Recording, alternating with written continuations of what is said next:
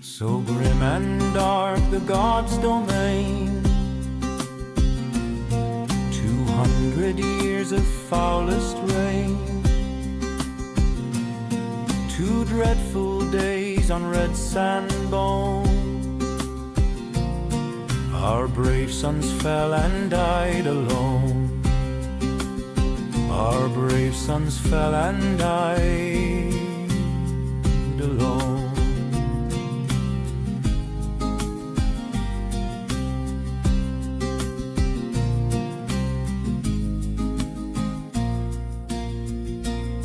With trumpet sound we did retreat, but courage seized, returned our fleet. The restless dead in nettles moan.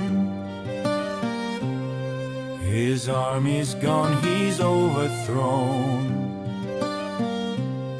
His army's gone, he's overthrown.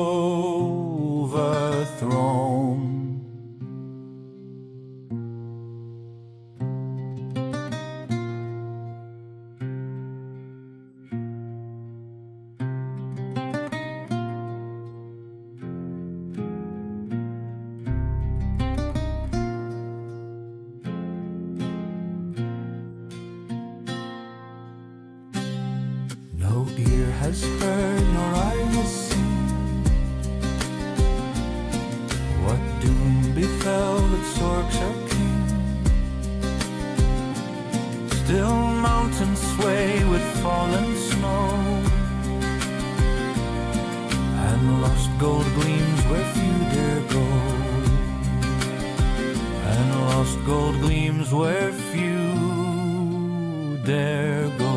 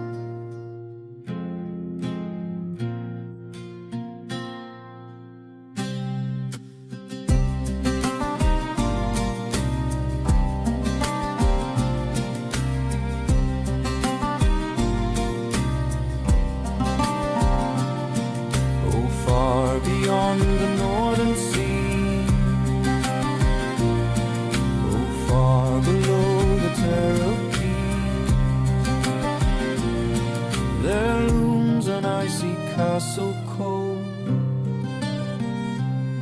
where shadows linger from of old, where shadows linger from of old. So grim and dark the gods' domain,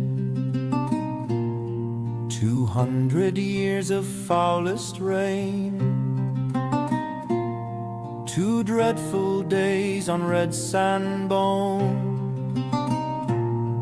Our brave sons fell and died alone. Our brave sons fell and died alone.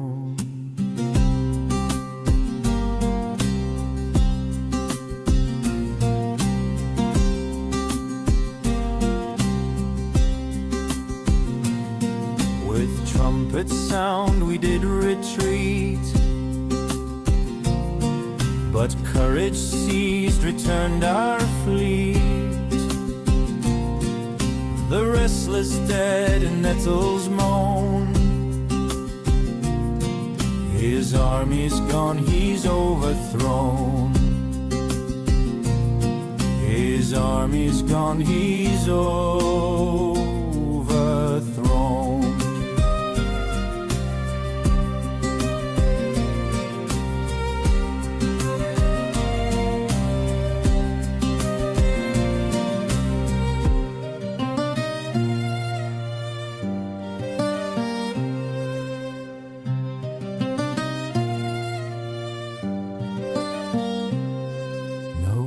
Has heard nor eye has seen what doom befell that Sorks our king. Still mountains sway with fallen snow, and lost gold gleams where few dare go, and lost gold gleams where few dare go.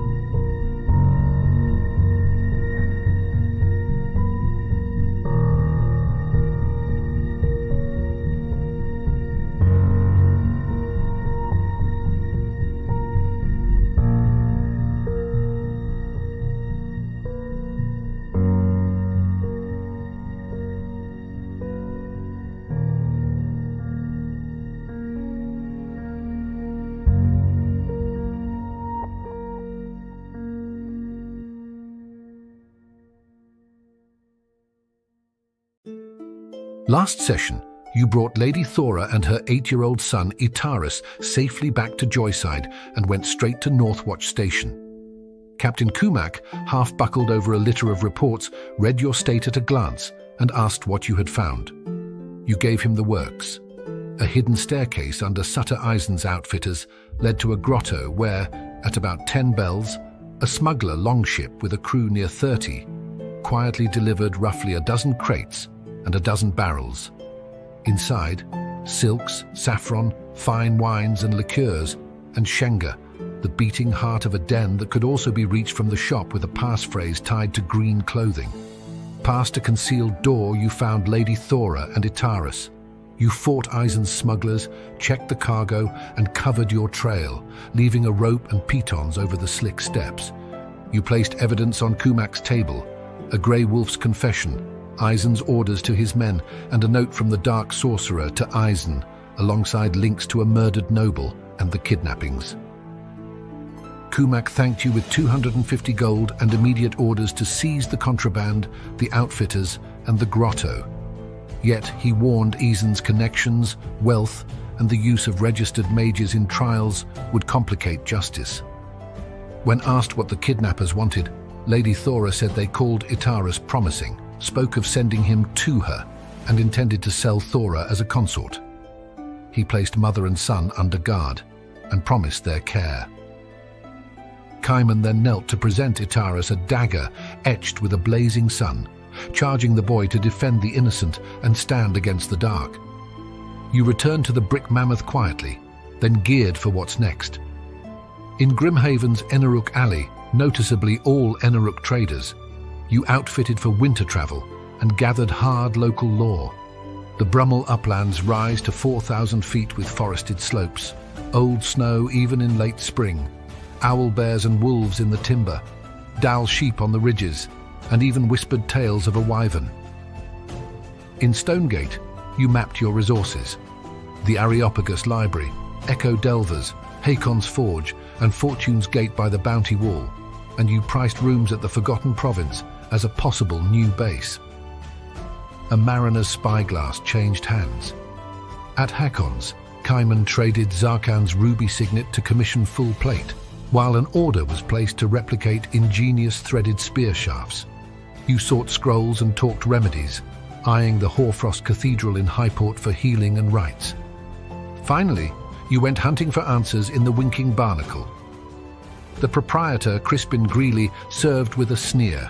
Sparse room, cold stairs, then an anxious man with papers in a back booth. You slid in, named him Harvey, and watched him blanch. A lookout by the rear door pointed straight at your table and slipped out into the alley. As a tight voice warned that you'd bitten off more than you could chew, you realized the wolves were already moving and your next choice would decide who owned the streets.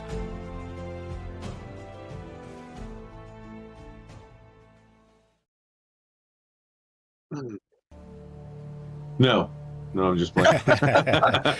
Good evening, everybody. Welcome to Tales from the Pythian, where we are playing Gods of the Forbidden North, and this is session 6 of Gods of the Forbidden North, and I think like 10 or 12 of our OSE playthrough, which is cool, which is very cool. So couple little housekeeping items, and then we'll get into like the little detailed recap and let the guys here kind of jaw it up and talk about what's happening. But so first of all, we will be without Raul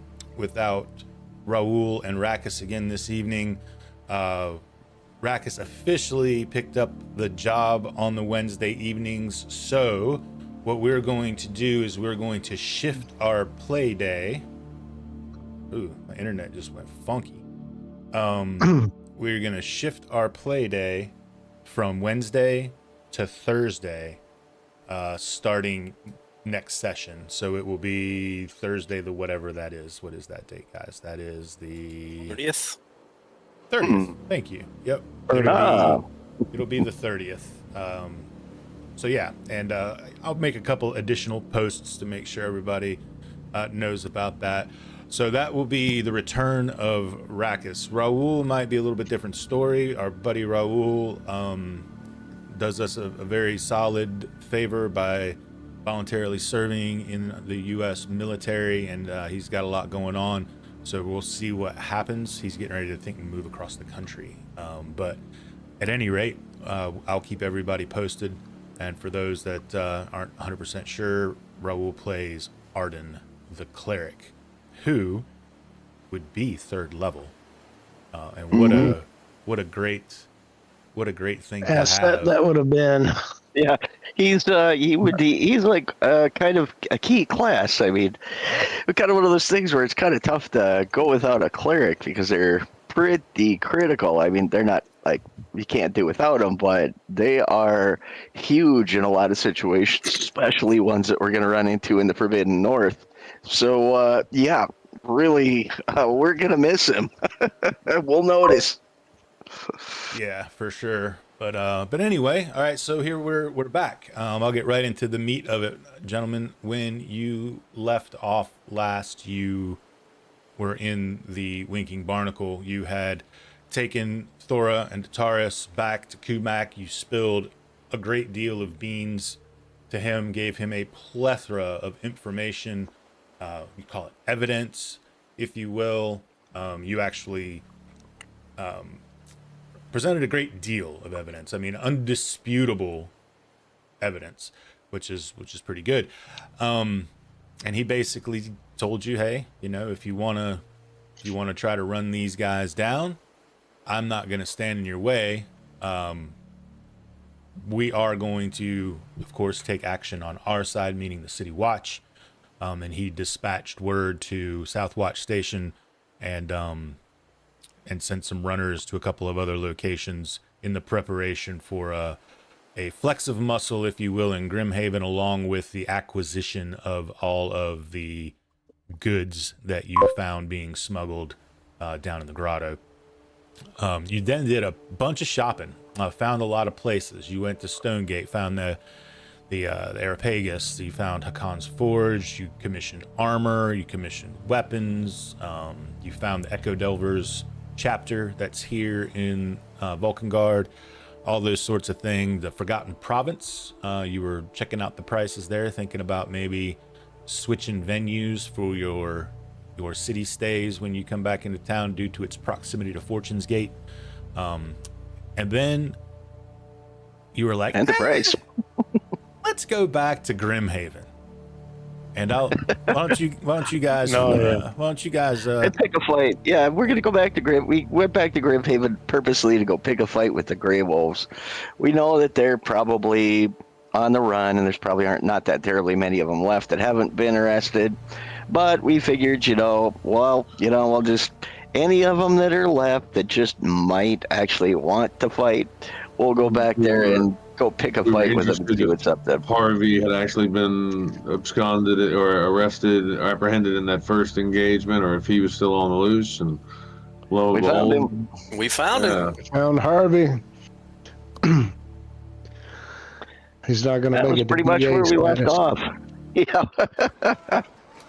This is a true statement. It is pretty much where you left off, right there in the Winking Barnacle. You had slid into the seats, Luviel and Dirk, right beside of him, named him, really put him off after you had had a very cordial conversation with Crispin Greeley, the bartender, or not cordial, however you prefer to look at it. And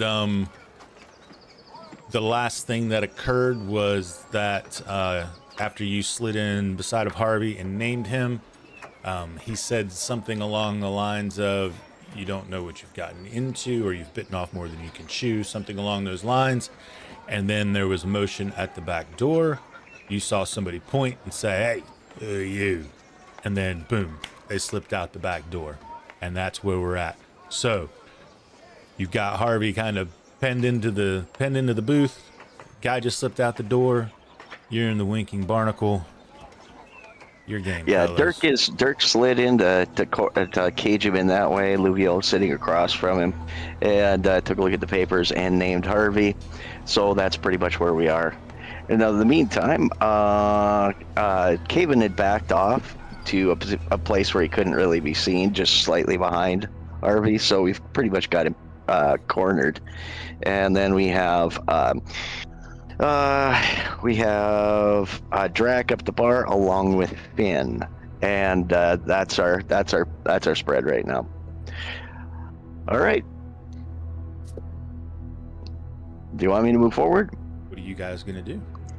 All I right. know what I'm gonna Yeah, do. Guys, first slid out the thing, door, and I said this is where we're gonna call it tonight. So I'll just start there. Guys slid out the back Cayman's- door.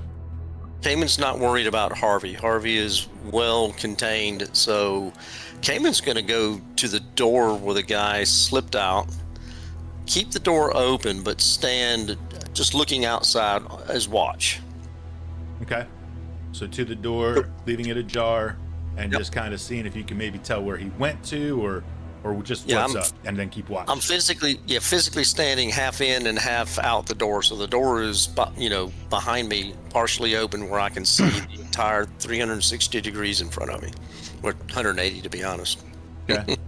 Yeah, you said the bar was pretty sparse, so there aren't very Pretty many sparse. people in here. Probably And, counting Harvey, and not counting you and counting Harvey, probably about 6. Not Okay. counting the bartender. All right. All right then. So Luvio is going to turn to Harvey at that point and say, "Harvey, guess what? There is an enormous bounty on your head right now. We just happen to be the early birds that stopped in this morning to Northwatch, and guess what? We ended up finding." And then Dirk turns around to the other side, and says, "Nudge, nudge. Hey, Harvey. That's you." And at that point, Louis will say, "Now, we'd like you to come quietly, but if you're going to make this more of a problem than it's worth, we're going to make sure you feel some pain for that. But you know what, Harvey? There's one other thing I wanted to talk to you about. See, right now, I don't know what you did, but whatever you did, the bounty on your head is enormous. So, what we're going to do for you, since we are such nice guys, is if you are willing to come down and tell us everything you know, we're going to speak for you over at Northwatch and see if we can't help cut a deal. So you can actually get something a little bit more than what your worthless head is going to be worth after we take you in, because you know you're headed for the noose. Now, according to this, we know that you are the paymaster for the Grey Wolves, or for the Graven Wolves. So, you would know everything about Sutter Eisen, including every one of his connections, everywhere they paid money to, and everybody that they're involved with. Isn't that neat? But we're going to make sure you can get some leniency if you would be a nice guy and just let us all in on everything. Oh, by the way, just so you know, these papers here, those aren't yours anymore. They're ours." What is that? What did he say? I'm gonna get right there. I just want to make sure I know what everybody else is doing. So Sydney went for the door. Silver just fucking intimidated the shit out of Harvey. Hugh, what are you doing? And this is all while that's going on, I'm simultaneous then, watching. Yeah, you know, as he's talking and what's going on, what's the bartender doing? He looks shocked at the moment. Actually, he's not really Okay. doing anything. He's kind of listening to Dirk and Luvial reading Harvey the Riot Act. He's just kind of standing there with a towel in one hand and a glass in another. I'm gonna go. Hey.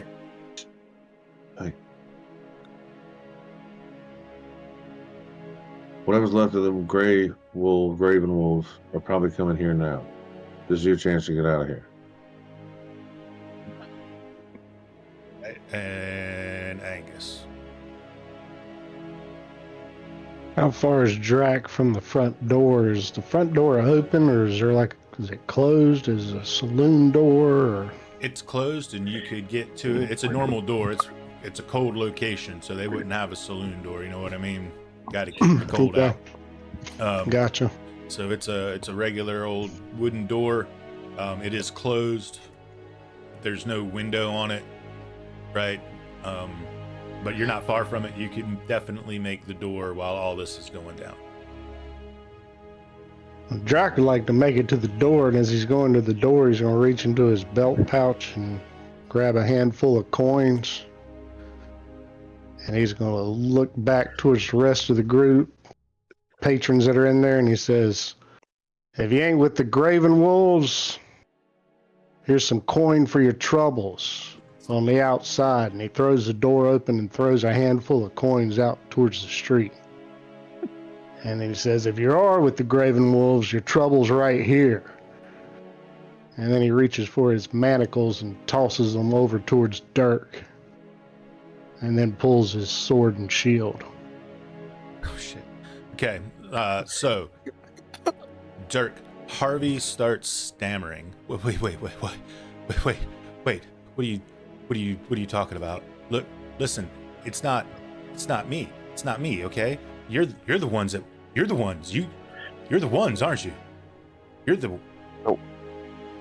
ones what, Harvey? Listen, I just do what I'm told. That's all I do. I do what I'm told, and that's all I did. I met the mage, and I took the coin, and I passed the note, and I came back here, and that's all I know. Meanwhile, while he's doing that, Dirk grabs one of his hands, slaps a manacle on it. Says, well, Harvey, you're going to have to come up with something better than that, because I don't think that's good enough. So as you slap the manacle on his hands, the other patrons of the bar start getting up and moving. Not super, super quick. They just start getting up and they start moving towards the front door, right? They Exit. Yep. They do not look to be threatening or anything like that. Right this way, ladies and gentlemen. No tattoos on these. Roll Probably a wisdom check. Hugh, the bartender turns around at you and he says, don't wreck my place. Take it outside, eh? And We'll try to. I'm under my wisdom for the first time. Yeah, for once. Oh my, wait a minute. Everybody. That's a master's clap. Yeah.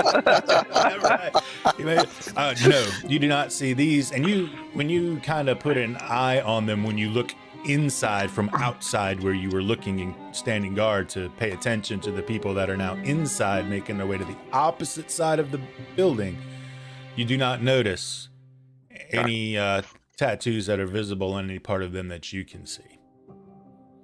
Drac will keep a watch as they're leaving. I said Drac. Since I'm closest to him. Dracus. Drac, you got the people are about 5 people, 6 people moving towards you very hesitantly. You are a big, intimidating looking half orc for sure. So they kind of, they're canny people. I just smile with my tusk. See that? That's the smile. Wow. Listen, I'll tell you whatever you want. Coming back to Harvey, dealing with Dirk and Louisville, I'll tell you anything you want. Look, I don't want to hang. Okay, I got a family. What do you want to know? All right, Harvey. So, all these papers, let's go through them, shall we? And then he's going to go through the papers with Harvey, with all who it goes to, where, who the initials are, anybody that's being paid off. The papers are predominantly transactions that have occurred over the past month on the clothing side of Eisen's Outfitters. It appears, for all intents and purposes, to you that this man is a bookkeeper, at least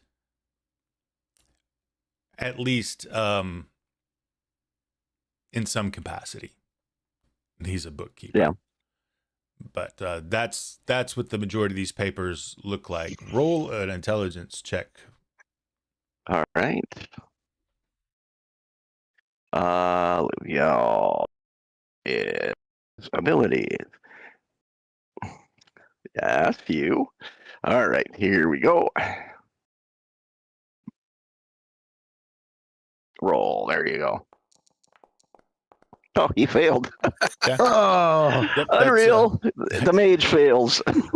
I can always rely on one of you for sure. Oh, no way. Dirk, too. Woo, on all fire. right, just gather them all Yep, up. Let's get so, him out of here. Yeah, You you're got my dice. going through the Yeah. papers. You know, that's kind of what you see. They look like transactions of goods and services. They look on the surface level, from all intents and purposes, that you can tell these are legitimate transactions, and he's keeping a ledger and keeping the books on it. All right. Cayman, as you turn back around to the outside, you see in the distance, about, I don't know, 50 yards from you, two guys. You recognize one of them as the guy that fled. They're not approaching. They're looking just directly at you. There's crowds of people moving through, and you can see them. Crowd moves. It'll just, spread a little bit. You'll see them looking at you. And you see this.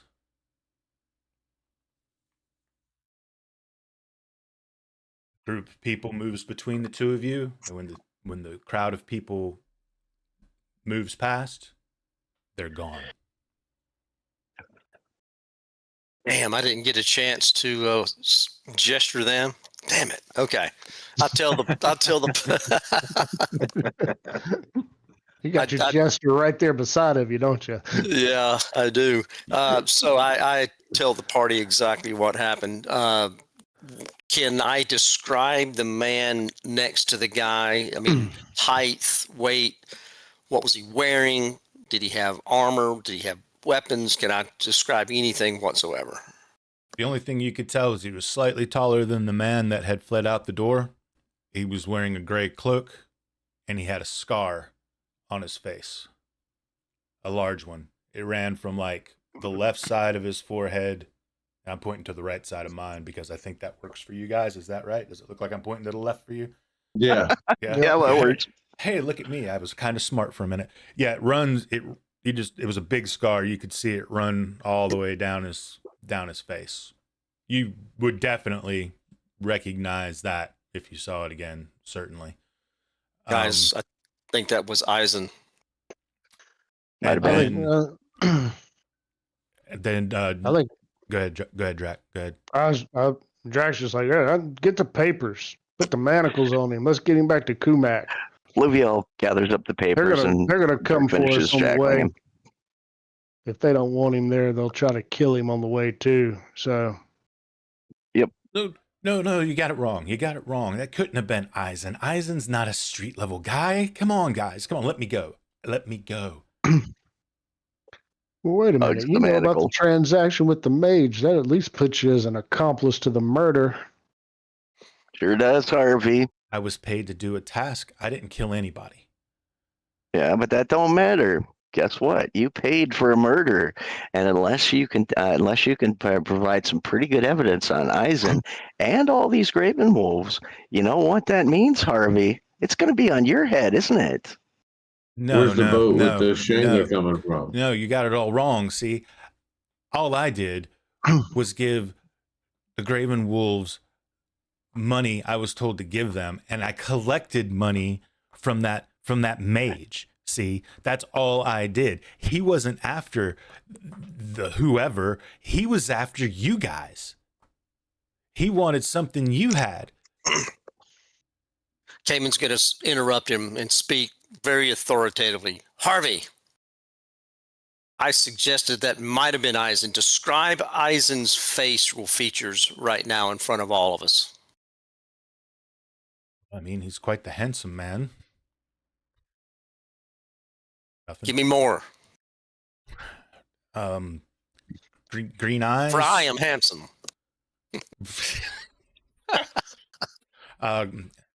Green eyes, medium length hair, brown. He likes to gamble. Anything distinguishing him? Anything? Tattoos?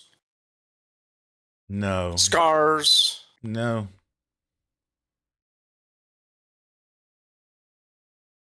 Listen, it wasn't me.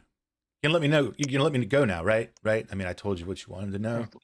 Yanks the chain, starts pulling him along. Oh, come on. He starts getting desperate. He doesn't fight, but he starts mewling, like begging and, just anything, my children. He does not look old enough to have a whole hell of a lot of children, but you never know. Some folks start early, as we know. But yeah. I imagine on this side of town, you could have some children you're not aware of. Probably. Yep. But you've absolutely got them. You've got the paperwork. You got them where you want. There anything you want to tell us, Harvey? Any last thing? Because we know that you were paying the Grey Wolves for other things, not just this. I didn't do it. Last chance. It wasn't me. That's what I thought you'd say. All right, we're dragging him along down the street. Oh, by the way, you guys, do you want to take him in the backside or through the main way? I mean, we go through the main way, there's a chance of corrupt cops, but if we go through the back ways, there's a bigger chance of combat with Graven Wolves. So which one do you want to take? I said we go out the front door. All right, we'll go out the front door. Okay. Well, unless you guys have anything else. Drake's going to be sure we got all the papers. Deluvio get all the papers? Yeah, Luvio gathered up everything. Okay, all right. So we got all the papers. All right, Dirk will be hanging onto the manacles. Let's pulling along with the manacles. Let's keep him Let's keep Dirk. Keep him in the middle, yeah. and then I'll take the lead. Yeah. All right. So Dirk is going to be in front of Harvey. Luvio will be behind, and then we'll have Drac leading the way. Unless you want to lead, Cayman. Yeah, I'll lead. I'll lead the way. Okay. Yeah, Cayman will lead, and then we'll have Drac in the back, and then we'll have Finn. Where do you want to be, Finn? If you want, you can keep to the side and keep to the shadows like you're not with us. Yeah, I could try that. All right. So it looks like it's only the four of us dragging him. When you come out, right here. This is the front side, and this was the back side that Cayman was watching. And you are in, pretty close proximity to Southwatch Station. And when you come out, you see why the Graven Wolves probably did not come back, because you see a patrol moving north of you. You see a patrol moving south of you, and you see another wagon of goods down coming the up the street. down here. Oh, Jesus. Yeah, so you did a pretty solid shakeup. So once you come out, you have like a little bit of a weight lifted off of your shoulder, as far as fear of an imminent, reprisal coming back at you. Mm-hmm. All right. Well, we'll Drack's just going to take a quick look around and see if all of his coins got picked up or if there were any left. Dawn, as a matter of fact, Drac, roll a wisdom check. Let's see if the big dumb barbarian makes a wisdom check. The 6 people who came out of the bar got the coins. Yeah, I was gonna say, probably all the street people sitting on the side of the streetcar grabbed them quick. Guards go. Did it roll? It did. It rolled a 6. Oh, you got it. Successful. Got it. It occurs to you that the gold coins were probably gone before the people on the inside got to the outside. Damn, I meant to throw the copper. Shit. Yeah. All right. So we'll just take him straight down the street. Northwatch. Out here. Yep, all the way up to Northwatch. Yep. All right. Just follow the dotted line there once you get up to Joyside. Straight on to Joyside.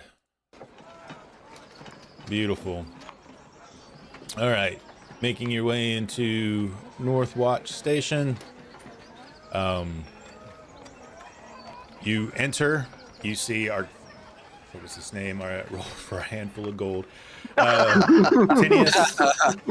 You see Artinius sitting there behind the desk, as he has been every time you've come in here. That's the older gentleman you got the delving license from. He looks up over his glasses, and he says, "Oh, back so soon." Yeah, we finish. We're quick. And what do we have here? Yet another one for Captain Kumak. This is our wonderful Harvey, the paymaster for the Grey Wolves and Eisen. So, and we also have a ton of documents that he happened to have on him.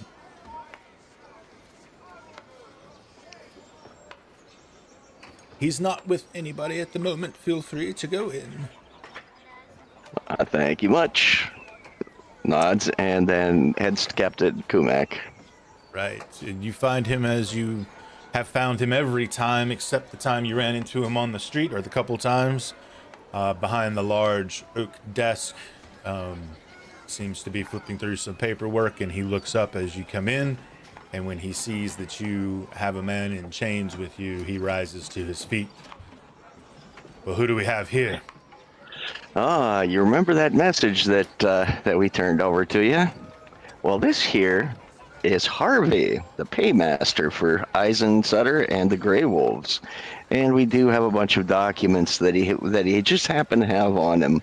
All of which here, I'll just turn that over to you.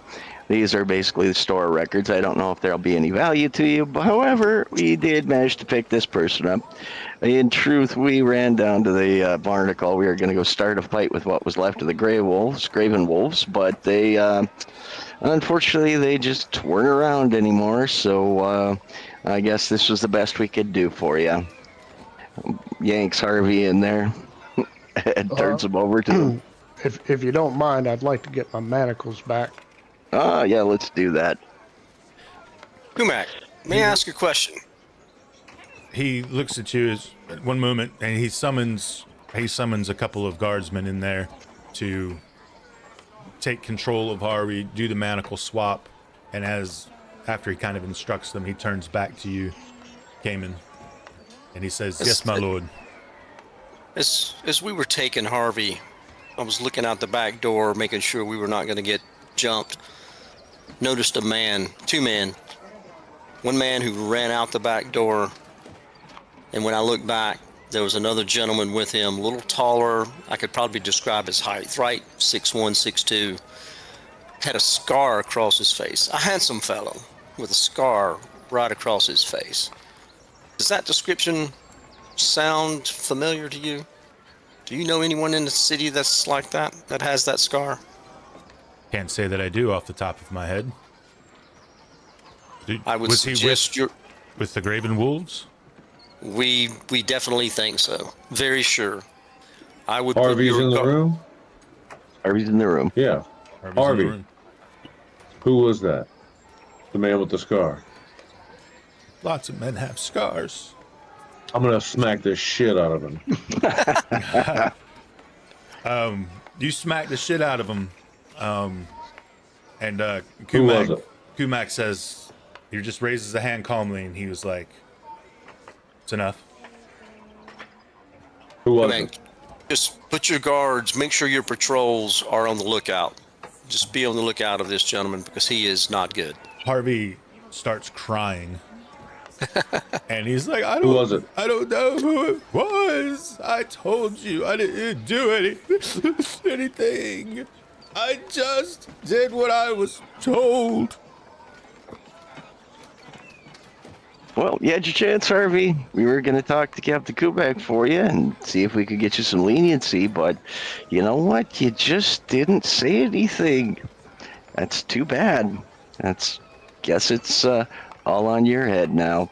Pats him on the shoulder. Told you everything I knew. Well, he did do the gold transaction. Kumak's like, take He him obviously away. was. We'll employ the wizards. Just so Kumak knows, he did tell us he did the gold transaction between the Graven Wolves and what was that wizard's name, you guys? Zarkand. Zarkan. Yeah, so we know he was at least involved in that. Mm-hmm. Told us He that. did admit to that. And you'd be willing to testify to that should it come to it? We will, if we're in town. Well, I'll have an Artinian make note. Well, aren't you an efficient lot? Sea market thieves, Shangaden, Graven Wolves. Hell, you've been in here 3 days yet? Barely even a little over one, unfortunately. Didn't expect it, but we rarely ever go make trouble. Unfortunately, it just happened to be that certain individuals decided to make trouble with us, so we ended it. But hey, we're not going to say no to it. What does he say? Not gonna say no to. I'm sorry. What is it? Oh, trouble. Oh, he doesn't really say anything. He just kind of gruffly nods. It's like, very well. It's like, I will see to it that an additional reward is set aside for you. It will take me some time. I have to run it up the chain, if you will. But the evidence you've brought is definitely damning, and I'm sure Harvey's information that he does there has already given will be more than fruitful. You know, Thank you.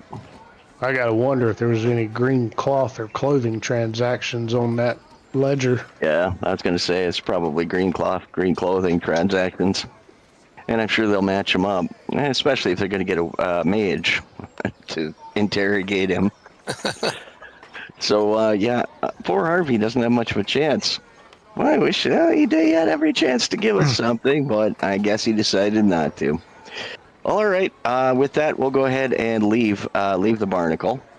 I'm sorry, going to leave Northwatch Station, and we'll head back to the Barnacle. Oh, go ahead. Before we do, Captain Kumak, can you provide the quickest way to the Hoarfrost Cathedral? Yes, just go straight down to the main road at the intersection of where Joyside and Sea Market meet, and turn left. Follow the road into Highport, and you will see the cathedral at distance. Thank you, sir. Yes. But do we Turn need to left out the door. should we get a second set of manacles for Scarface? Just in case, I suppose, if you want them. I mean, what we'll do then is we'll probably head back to the Mammoth, gather all our gear and our wagon, and then we're going to go ahead and head over to that new inn. I mean, before we leave, I'll inquire with Kumak, the widow and the child. They're secured upstairs here. Nobody's getting to them here. We plan to secure them lodging in Stonegate.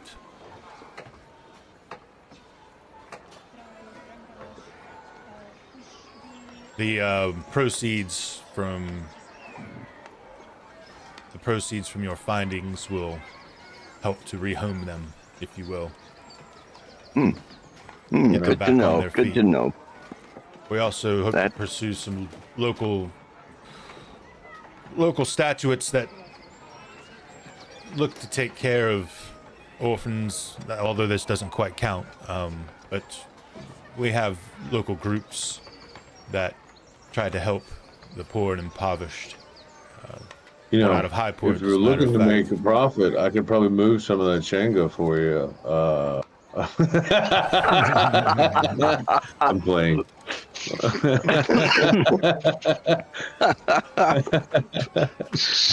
How old is the kid? Is he 9 years old? 8 years old. 8 years old? 8 years old.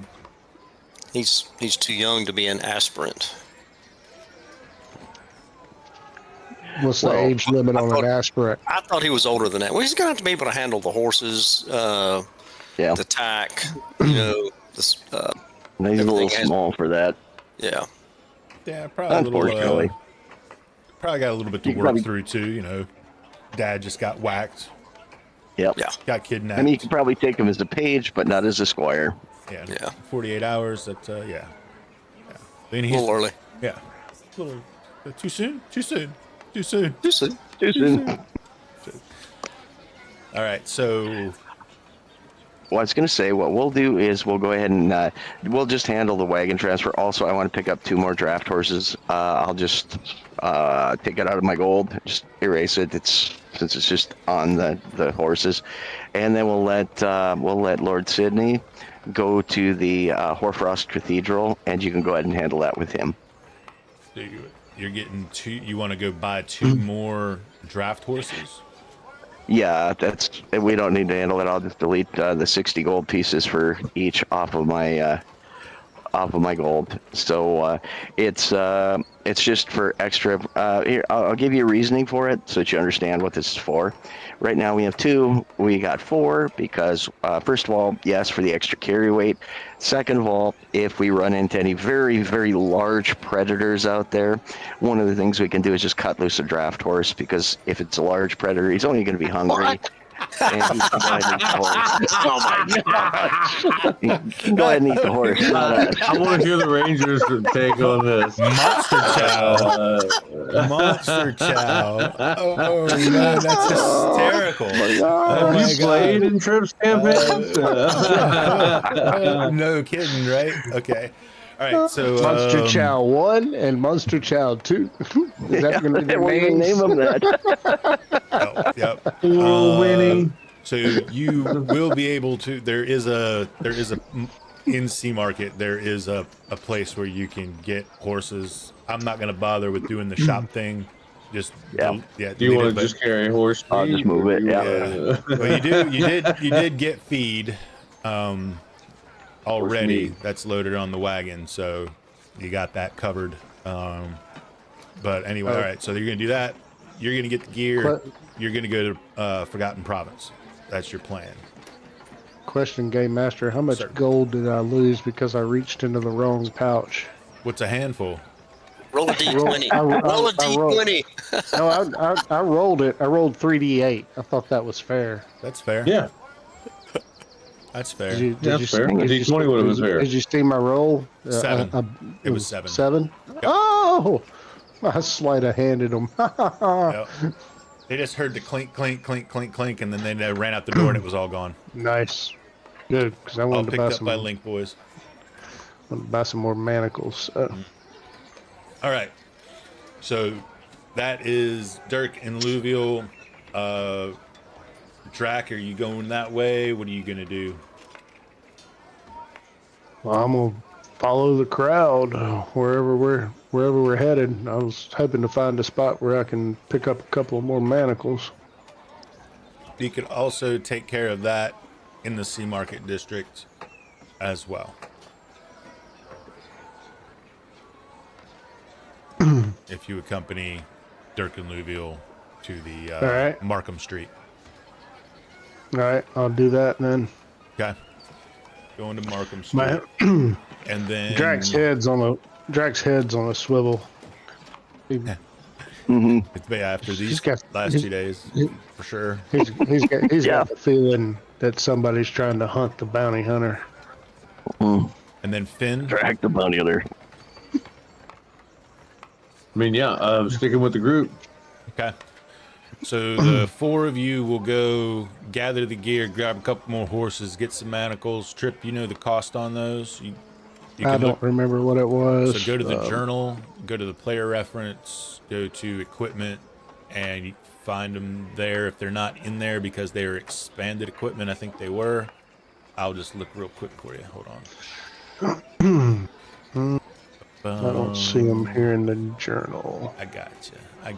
Adventuring gear, manacles are going to cost you 15 gold pieces. It's always good to have 2 sets of manacles. Might need to arrest one of the party members one day. All right. And then while you all are doing that, Lord Sydney. I would like Brother Caden to go with me. So you're going Since to he go is- back to the mammoth and get him? Yes. Okay. Because I know that he's Hadean, and where I'm going to the He is not Hadean. Oh, I thought he was Hadean. My bad. Then I don't want him with me. Sorry. He is Enric. Enric, my bad. So, no, he can stay at the Mammoth. Okay. All right. So I'm going to handle Lord Sydney. Lord Sydney, you make your way along the route that was given to you by Captain Kumak into the Highport district. And just as he had told you, it is not very long before you are able to pick out what could only possibly be Nice. Hoarfrost Cathedral. And if you give me 1 second here, I'm going to this inherit. Let's make sure that shit. There we go. So as you come into, keep going to the other, have the split screen on the other side. All right. So as you come in this way, if you can see the map, you come in kind of along this road here, where the line is between Stonegate and Highport, and sure as can be, straight across the Stonegate district, you can see the Hoarfrost Cathedral. Very, very tall spires in the background. And you're actually able to shave a little time off of your walk by just kind of shortcutting through Stonegate instead of going all the way along the main road if you choose. Okay. Okay. Yep. Choose that. It is a grand cathedral, and what you can only assume to be classic Hadean architecture. It is very crowded. Lots of people mulling around, people that you would expect to see of the cloth. You see common folk, lots of common folk. And there is a man that does stand out a bit, that he appears to be kind of at the door of the grounds, right? So as you approach it, it's got a low wall made of stone that comes to iron gates that are like large enough to probably drive, two carriages side by side through, as far as width goes.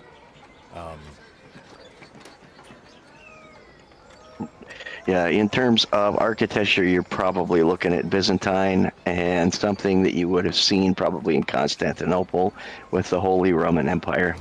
That's precisely what it is. Yep. What you gonna do? Think of Lord like Sydney? Orthodox Catholics of the old Eastern Bloc countries. Okay. I approached the man at the door, and he's wearing robes as if he's a man of the cloth. 100%. Yep. Okay. Yep. Good day, brother. I'm Cayman Deneau. I met a lady named Alina down in Sea Market District just a few days ago who directed me here. I'm waiting for his reply. So as you walk up to speak to him, the cold air sharpens as you enter the ground. Okay? Whoa. And there are white stones that rise like frozen judgment above you. And you see pilgrims kneeling in silence around a pool of black, icy water. Okay? Some are praying, some are weeping, some are simply staring. And that robed clergy that was standing just inside the gate as you approach nods to you. And he says, "I'm sorry, who?" Lady Alina. Can't say that I'm familiar with this person, good sir. Can you perhaps describe her to me? She's obviously, she was a cleric, by her armor that she wore. I describe all of her features, her armor, and in anything else that I would have noticed on her when I met her at the Mammoth Inn. And you just saw her at the inn? Just a few days ago, yes. Huh. I can't say that I know this person that you speak of personally. There is a shrine in the Sea Market near the Brick Mammoth, Shrine of the Arctic Roses. Brother Ignatius, perhaps he knows her. Yes, he noticed her. We actually visited the shrine, but my first encounter with her was at the Mammoth Inn. I see.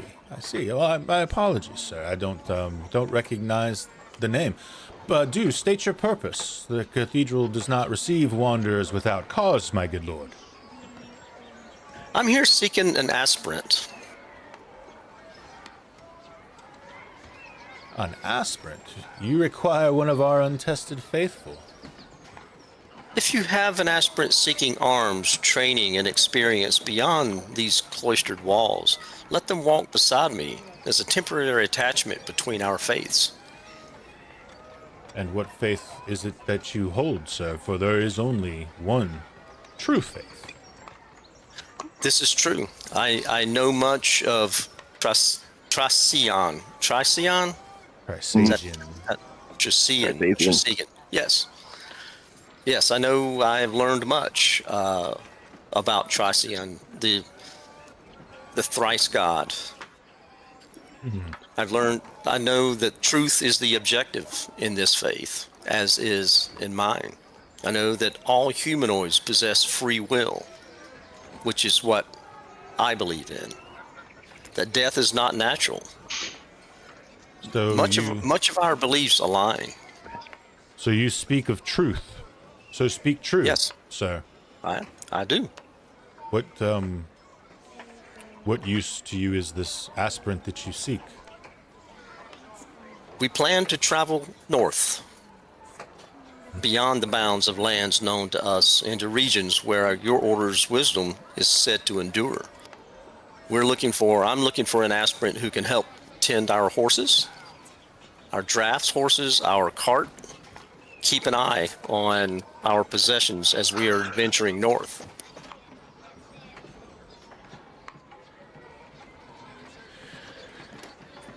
You do understand that they are not tools to be issued. That is correct. I plan to train this aspirant in arms. I will train with them, him or her, daily. Teach them how to live in the wild and how to defend themselves. I'm sure they've got great training already here, but if you could spare an aspirant to join us, to help us, that he or she will be rewarded. They will share in the wealth and the treasure that I find. And we'll teach them to win at dice and cards. I will answer for their safety. I am hesitant, and I will speak true to you as to why.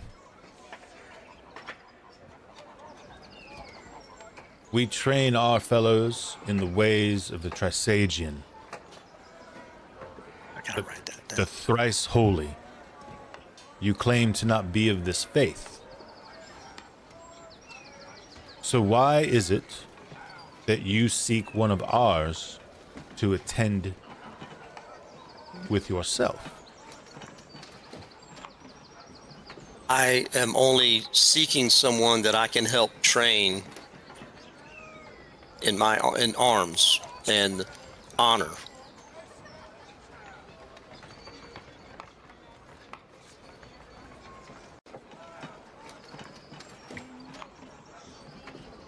Well, service requires proof, my lord.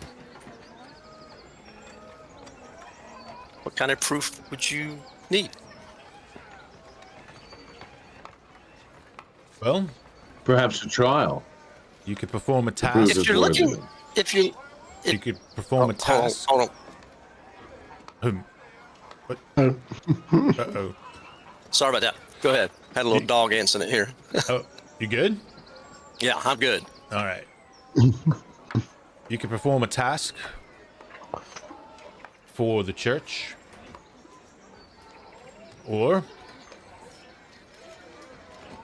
you could tithe generously. Oh, I that will- always works. I will definitely tie. Just to mention, we've been here a few days. We have taken out and pretty much busted up. I'm sure you've heard of the Graven Wolves. Sir? Graven Wolves? Yes. No. We've No, I can't say that I've heard of that. I don't think we've Captain disrupted Kumak. a local thieves guild. Are you Yeah, tell me familiar, Captain Are you Kumak. familiar- are you familiar with Captured by Captain them. Kumak Captain in Kumak. Northwatch Station? Can't say that I am familiar with Captain Kumak. This is a large city, my man. 13,000 people. And they're the guards of the city. Okay, so that's cool. Yep. Over Joyside and Sea Market. You're in Highport. Yes, sir. Okay. No, well, that makes all the sense in the world. You're in Highport. We just came from Grimhaven. Okay, yeah, they don't know what's going on down there. A shame it doesn't reach this far. Well, as for all- the task for the church, we are in quick haste to head north. But I definitely tithe. I have tithed at the Shrine of the Red Rose twice, due and I will respect. tithe here again. It's holy. The- What would be considered a generous tithe?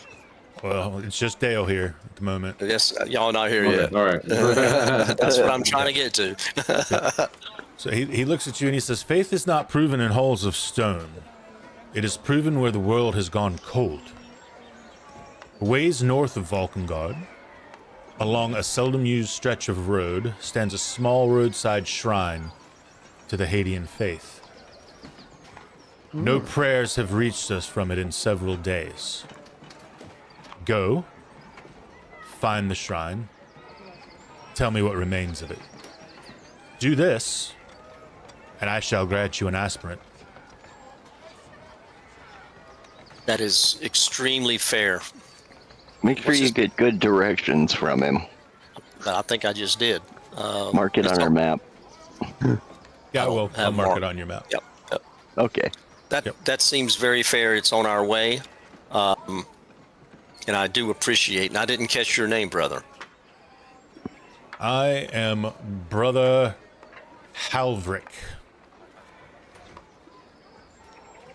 And where shall I find you once we determine the fate of the shrine? Will you be here, standing in front of the gate? Here in this very spot, I will not move. You will find me here at Hoarfrost. You may just ask for me amongst any of the clergy. I'm not always here at the gate. I attend to the bothering pool. I attend to the services. I attend to the library.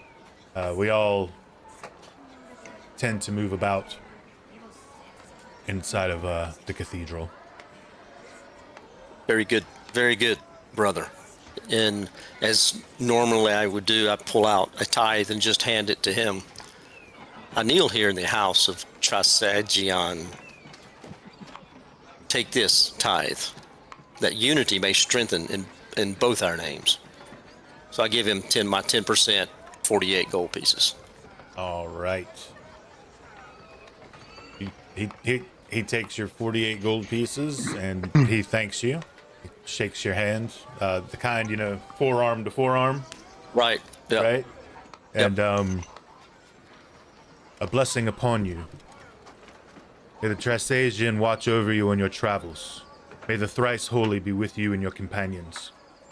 I look forward to your return, Lord Payman Deneau. Cayman Deneau. It's been a great pleasure. And I know upon your return, if you prove successful, that our aspirant shall be in good hands.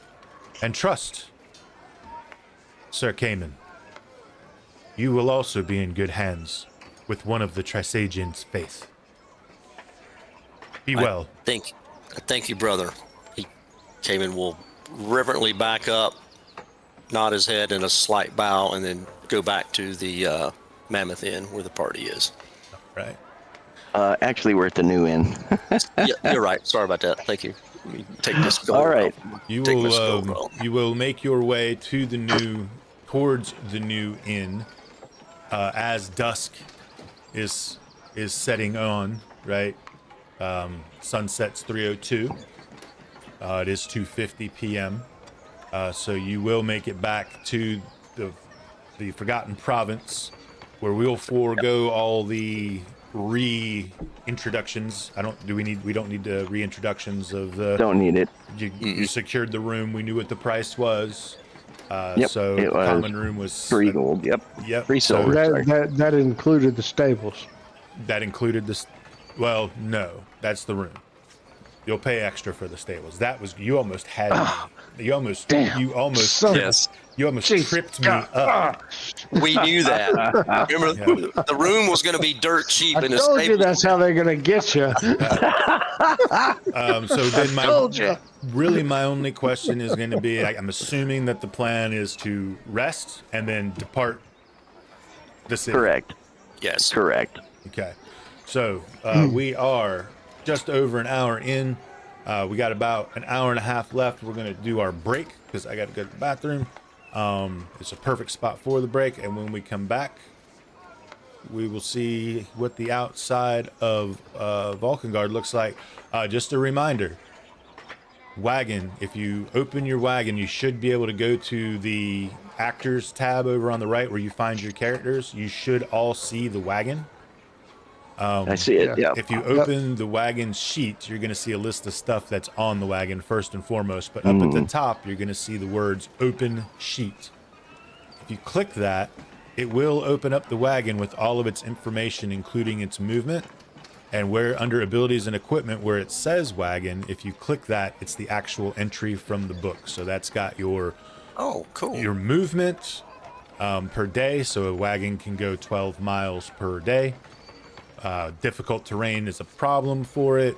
It has all the information and tables from the book for you guys to check out and be able to reference anytime you need it. I took the liberty of rolling the hull points randomly from that little button right there. So there are 6 hull points. Good. That's a strong one. For the wagon. Yeah, it's not a bad AC either, really. I mean, 9. I mean, but that's all there just so you know. Ignore the saving throws. Those are irrelevant, but I had to kind of clear some room up to do those movement details above it. So, but that's where you find all of the shit that you've bought to put into the wagon and all of your information about the wagon. Is that cool? Very Yep, fun. got it. Very Yep. I Very believe, handy. I just purchased something that I'd like to put on the wagon, a 10-foot pole. It's in my inventory. Good. See if you can drag it and drop it into the wagon. Okay. Yeah. See what I'm going happens. to try to do the same. Yeah. Since I gave up one of my spears, let me put a 10-foot pole on the wagon. All right. And then while you are dragging and dropping, and I'm going to go almost do the same thing, we're going to hit our break. And, Bam. all right. Done. Work. It worked? Beautiful. It worked. All right, cool. We'll be back in just a minute.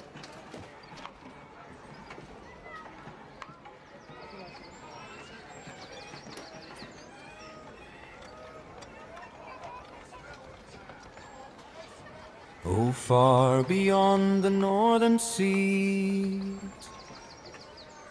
oh, far below the terror peaks, there looms an icy castle cold,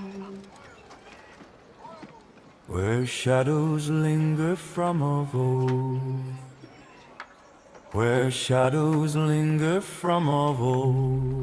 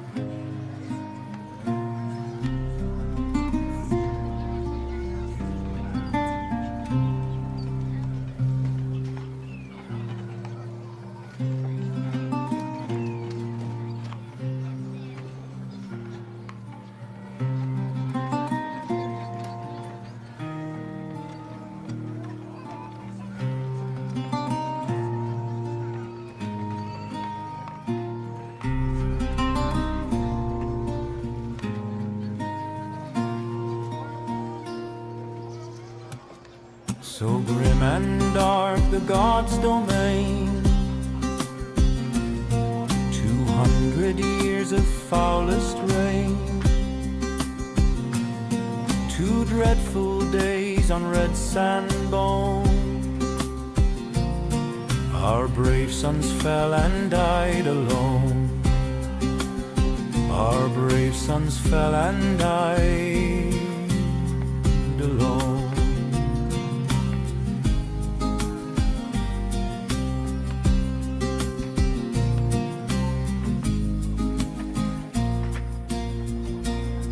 With trumpet sound we did retreat,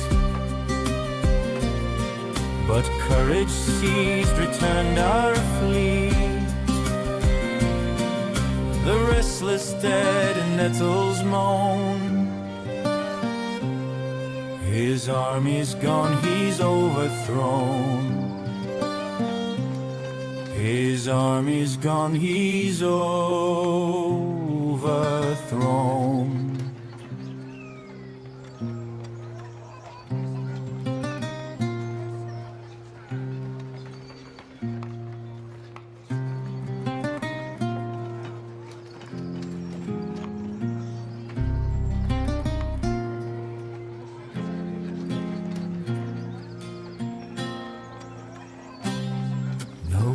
Has heard nor eye has seen what doom befell that Sorkshire king.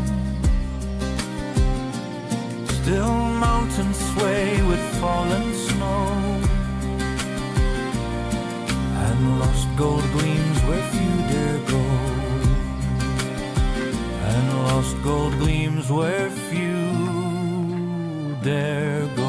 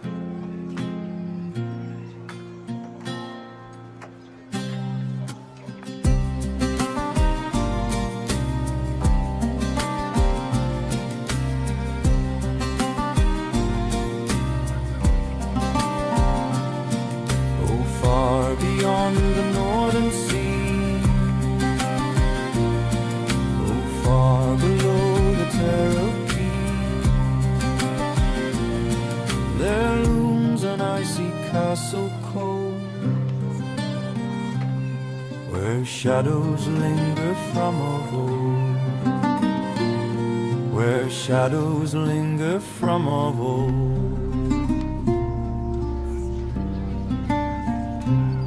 So grim and dark the gods' domain, 200 years of foulest rain, 2 dreadful days on red sand bone. Our brave sons fell and died alone. Our brave sons fell and died alone.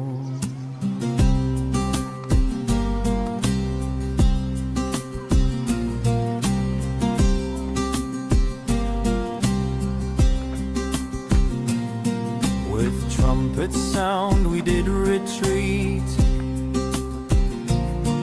but courage seized, returned our fleet. The restless dead in nettles moan, his army's gone, he's overthrown. His army's gone, he's overthrown.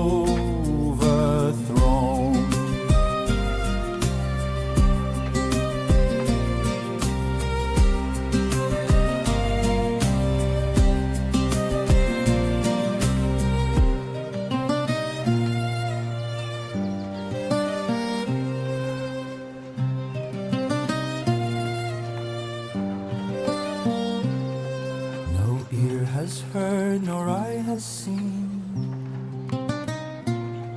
what doom befell that Sorks our king. Still mountains sway with fallen snow, and lost gold gleams where few dare go, and lost gold gleams where few dare go.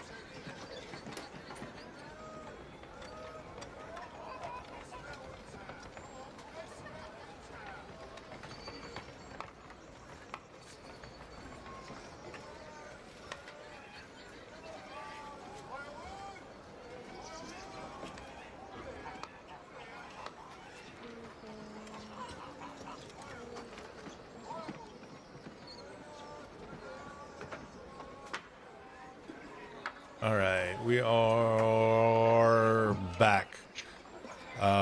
So Jen, just to reiterate one more time to make sure that I did not miss anything.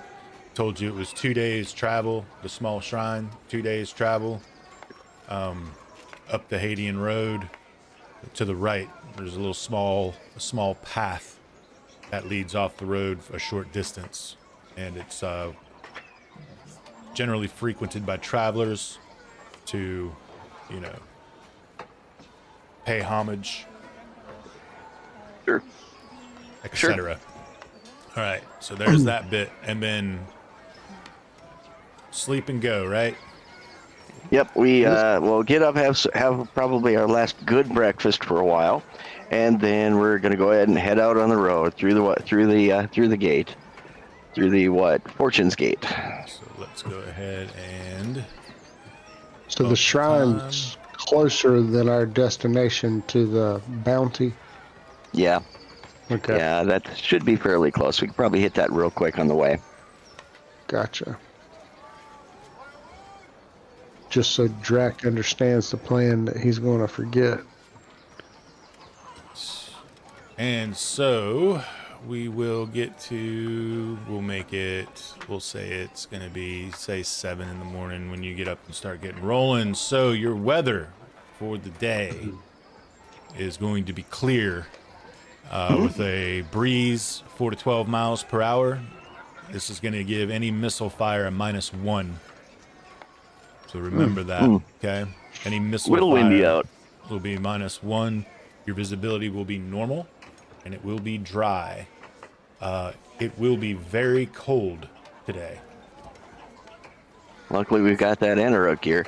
We will go ahead and keep a couple of coals in the brazier we have bolted to the floor in the wagon so that we have at least a small fire going. Just at least a couple of coals in there so that should we have anybody that gets really cold, like hypothermia cold, we can warm them up real quick. In the meantime, I think we're probably going to ride in the wagon this time since there's so few of us. Dirk will take the reins with Drac beside him. Lubia will keep watch out the back. And the other two, Cayman and Finn, I'll go ahead and let you guys know. Let you guys say what you're going to be doing or where you'll be sitting. Well, Drac's not a shotgunner, just so you know. He doesn't have missile weapons. Cayman's walking to keep the heat. You get warmer. Yeah. Y'all The have other thing is, actually, now that I think better of it, Drac, you are the barbarian, so you do have at least some skill in that. So you might, I can see why you'd be out front walking. I mean, if we're just going at a trot and we're not trying to run. Yeah, we're just going at the standard pace for the horses. Yeah, if we can keep up with the horses, I'll walk and can walk a little bit in advance. But you might want a shotgunner there on the wagon, somebody with a missile weapon. Yeah, So that'll be I'll Lubia. store the short bow on the wagon and equip the longbow. Good idea. Yeah. If Drac is ahead of the wagon, I'm going to tail the wagon just for any random rear attack. I'll be the first one there. Okay.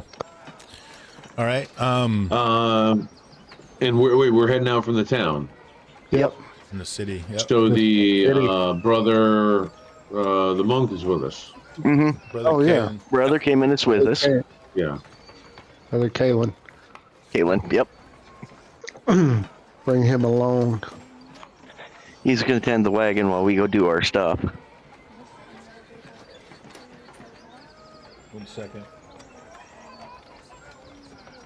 Till we get an aspirant. But, yeah, and plus he's also a monk, so he'll be able to fight with us should we need him. Bingo. That's probably a good choice till we can afford to. I think we need to hire a torchbearer because I just want somebody walking beside of us with a torch.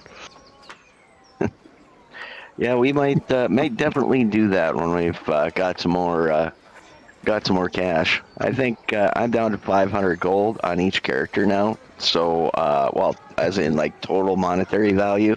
So I'll be happy to pick up some more. All right. Is everybody wearing some type of clothing, additional winter clothing? And if so, is it regular or is it Anoruk? Anoruk, Dirk, and Luviel. Cayman's got Anoruk winter clothing. Okay. I just have winter clothing. Okay. And would you say, Angus? I've got Anoruk clothing. Okay. So the temperature step difference for you guys will be those with Anoruk, it'll be mild. So you're not going to have to worry about any type of a save for the cold. Hugh, yours will be just cold. So one time during the day, you'll just need to make a saving throw, and I'll let you know when that happens, okay? Can you tell what is the temperature now? It is very cold. It is going to be 5 degrees today. Oh, yeah, that's chilly. Ooh. That's freeze your nose airs type. Yep. Finn, just to let you know, well, we've got a fire. We've got a small couple of coals burning in the back. So if you want to ride in the back to avoid that saving throw or avoid that check, you can do that. That's also a feasible option. And if I didn't mention it, I should have. The sky is sunny and clear. Yep, you did. Yeah. Okay. So it is a 5 degrees beautiful Kelvin, day. right? Say again? It's 5 degrees Kelvin. Oh. Blinded me with science. Okay. Should we stop every hour or two along the way and maybe pick up dead limbs and stuff to replenish the firewood? Well, maybe that'll work. That'll work. As soon as we shift, I'd like to see what the terrain looks like where we are. So as soon as we get through the gates, I'll take a quick look, because I don't know if there are going to be much of them, at least in the immediate area around the city. We'll have to see what the map looks like. I remember this road being pretty flat, but if we do find a tree, we could probably stop and chop some wood. We've got 3 bundles of firewood in the wagon, so we do have backup. Right. I'm thinking to kind of conserve what we have. Look mostly for like fallen or dead limbs, not actually having to chop a limb. We got 4 bundles. I put my bundle in the wagon too. Oh, okay, cool. Yeah, I'd rather have that for the way back. Yeah, in the remote chance we can't get any, so yeah. Yeah. Hey, I'm just trying to think like a wild-born barbarian. Well, we'll probably have you hunting some elk or moose. If we can get an elk or caribou, we're looking at something that's going to feed our party almost for the month. So, yeah, we'll have you hunting a little bit later. Louviel's not going to be able to do it with you. I can take Finn with me. True. Admittedly, I also have some studded leather that I know I stored in the wagon, so Louviel might be able to also assist you. It'll depend. All right. Yeah, let's see. You guys can... And I can forage also. Oh, yeah, hunting and foraging, completely doable things. I can do that every time we stop, so... All right. You guys finish your breakfast, get your wagon sorted out, hitch your spare horses to the back, take your positions, and you begin traveling west to Fortune's Gate, the main gate of the city of Valkengard, where most people gain entry. And even at this early hour, you already see caravans kind of preparing for departure. You see what looks like a mounted Valkengard patrol getting their horses sorted out. Right there's like a City Watch stable adjacent to the gate, and you're able to then kind of move through the crowd. And hey, Dirk. Pass through the gate. Maybe we could hire ourselves out as protection for some of these caravans if they're moving. Might be an option.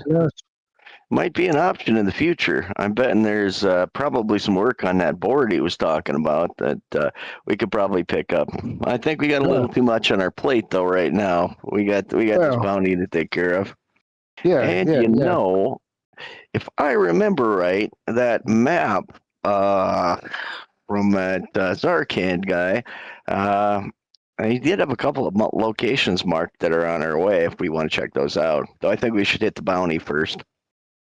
No, I'm just thinking we say, hey, we'll watch you as far as we're going. You know?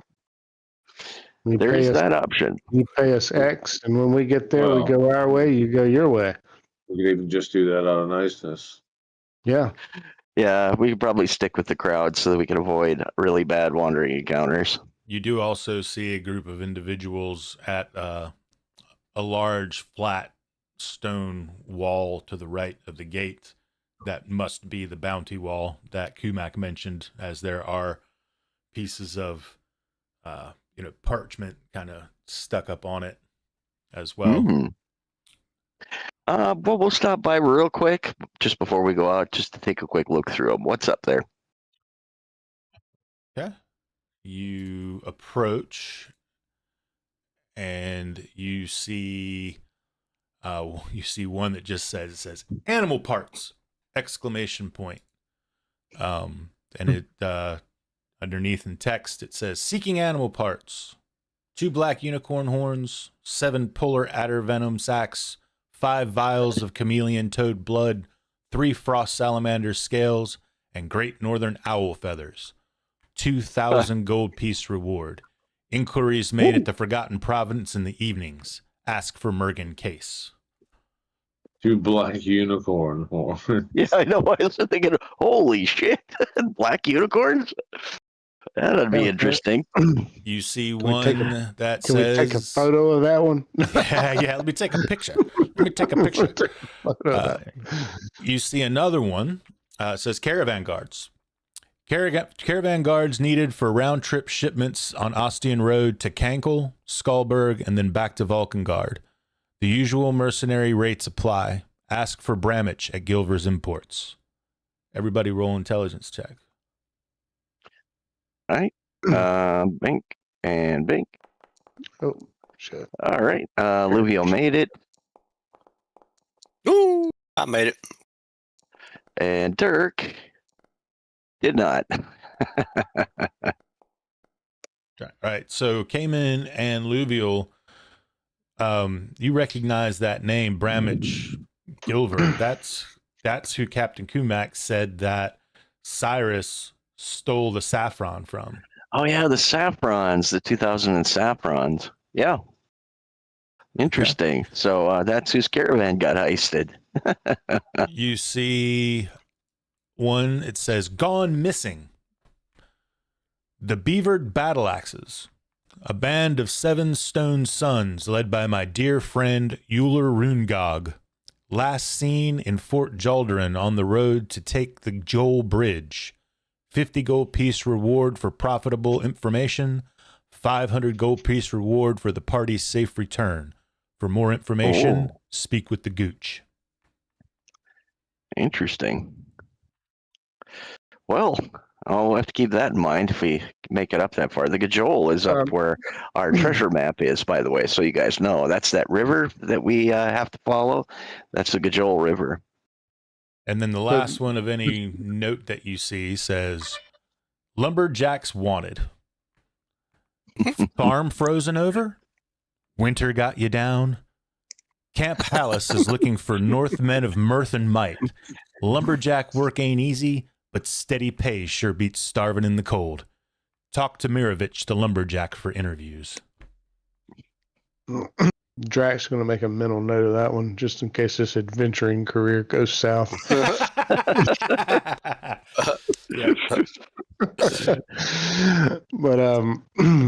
so between Luviel and Kalen, can they kind of make notes of some of these? Sure. Yeah, you guys can. You can make notes of them. So obviously, you know the animal parts that find a dude where you're staying in the evening time, right at the Forgotten Province. So that, and then the escort the caravan back in Sea Market. That dude's shop. You gotta go talk to him. You know, not saying right now, just saying, but you take notes of all this so you know. Guy that, guy got whose caravan got hit. Yep. Guy who we're after right now, Cyrus, who hit it. Yeah. So one you could take notes on, and just, one you could take notes on. So the Gooch, you guys remember that store as well. Flag this on the timeline of the YouTube. We can go back and replay it, and we can take our notes. Yeah. Gosh. It will be A good GM. A one- good GM would have done that. he would put it in our journal for us. It is about the 1 hour and 40-minute mark for you guys. All right, 1 hour and 40 minute, 1 hour and 40 minute mark. Okay. All right, there we go. All right. Asking we me will, for fucking notes, and you got a video. Jesus Christ. All right. We will head through the gate and we will get underway. All Random right. encounter is going to happen for sure now. Zan, we just want the public to know how ruthless you are. There we go. Okay. All right. All right. This is how this is nice. going to work. Finally. What you can see on the map should be what you can see on the map, with the exception of there's definitely one thing on the map that you don't see that I must have gotten wrong, because it was your little The shrine. little shrine. Yeah, the So shrine. Give me 1 second. I must have done something a little wrong there. Hang on. I mean, I see when I zoom in that there's land right here. This is an island. Yeah, there's something out in the sea there.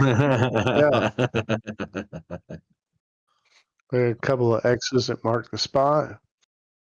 All Yeah, right. those two X's. Those are the things we got from Zarkan. That's from his journal. So one was Okay. there, and the other one was out on the coast there. The place we were looking at. Okay, so what we're looking at is somewhere around this, which is the totem at the crossroads. What we originally had planned, just to give you a run, if you follow my mouse, we are going to go here, here, here, follow the road all the way up to here. Oh, I'm sorry, up to here.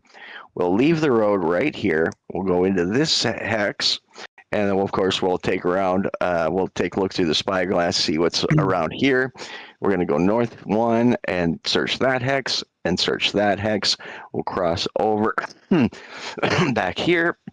We'll search this hex, likely this hex, and then we'll return to the road right here. So apparently the caravan got hit somewhere right up in this area. Mm-hmm. So the bandit camp would have to be fairly close. So that's my assessment of where we'll go to search for that Cyrus the bandit. All right, what's Cayman looking for? Where is that? Yeah, that I'm shrine said working about that out 2 right now. I days. think what I did was I made the pixel size too small is what happened. I don't know Just to why kind it's of get not an showing idea up. of how many days travel and how many stops we should make for foraging and hunting. I mean, if we don't want to just totally rely on our rations, we don't have to forage and hunt. If we want to just eat up rations and just make a go for it, but Well, I think foraging will be good. I mean, I've actually kind of factored that in. That's why I was glad you're here, because without Arayan was the one who had handled that before. But now that you're, unfortunately, he's not here. Otherwise, you both would. But looks like you'll Yeah. have the foraging duty now. yeah, we'd be able to double up, which would be Even better, yeah. even better. But yeah, I mean, Dirk and Cayman could probably go and chop wood while you guys hunt. But I guess now it'll be like just you, because I don't think any of us can stealth other than, you know what? Actually, well, Finn can stealth yeah, I with was me. going to say Finn can actually probably keep pace with you because he's got a bow too, so he can help you. It's there. I don't know why it's not showing There. up for you, but it's there. Okay, so Okay. that's not that far. All Yeah, right. that's right outside of town. 2 days. Remember, All your right, hexes are so- 6 miles. Here we go. Here's our Yeah. 6 miles, so our first hex, I think. All Oh, right, not hold moving. on, hold on. Yeah. Probably. So it's Probably hit that it's got a mechanic to it, and I got to fix. Hold on, I got to fix my stuff here because I got it all messed up just Gotcha. a second ago. Trying to hurriedly do things. Half my foundry was on another screen. All right. All right, Um, big question. Now, Cayman, if we get up there and we find something out, are we gonna have to just run the hell back to the city, or are you gonna be okay if we keep going? I mean, it all depends on what we find out. Yeah, if it's an emergency, we will, but otherwise, we'll probably just wait for later. Plan on going back. So Okay. All right. All right. So hopefully this works. So give me you're going to travel your first 6 miles. But you All got right, to here bear it with me goes. because hold on, don't move it. I have it set Oh. up where you guys can't move it. Oh, okay. So it'll spam me with requests to move it. But I want to make sure that I'm just having some kind of a weird fluke with this one thing, because it could be a real big pain in my ass if all of these markers that I have placed out here do not end up working. You follow me? Yeah, that would be a problem. Yeah, so I'm going to just see if... Yes, okay, it showed up. All right. All right. Cool. So you will travel your first 6 miles, take about 4 hours at the rag and weight to, don't pull it. You're going to end up... Oh.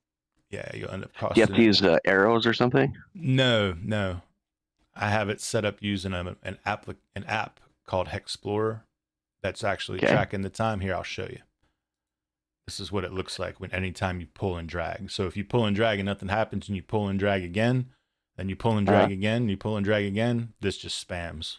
Oh, it'll spam at you. Yeah, but when it pops up, right? And if we can all come to an understanding of how this works, I'm happy to put it into your control. But so what happens is this pops up, you're moving there, I hit accept, and your little wagon is going to go boom.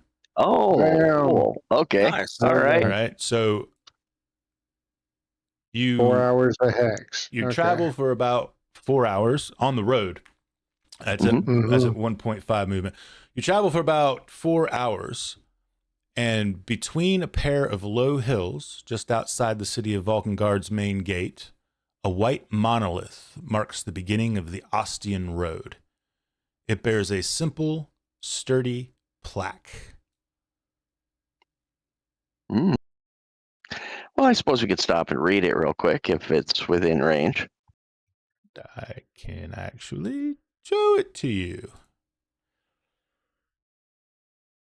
Yeah, it's right there off the side of the road, and it is written in Haitian, so you can absolutely decipher it now after your couple days and having looked at papers and this sort of thing. But roughly, it translates: in honor of Commander Ostian, who bravely withstood Baelor's armies during the Pythian retreat, may the Vulcans he defended never forget his sacrifice, nor that of his valorous soldiers.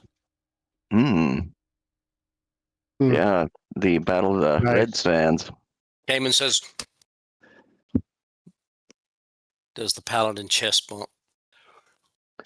Drac goes behind it and relieves himself. All right. Well, that was interesting. Let's go ahead and move on. All right. Let me close that back out there. Life I love is earning treasure with my friends. I need to. I can't wait to get back on that road again. All right. On the You road travel again. on to the. Oops. Look, I'm spamming myself.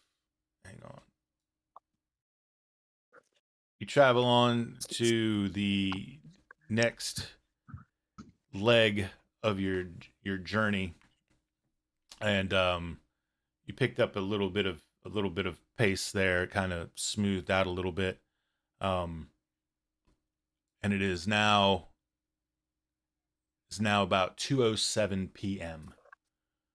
And so you have a decision to make. It's getting close to nightfall here. Yeah, we Sunset's should at probably 3.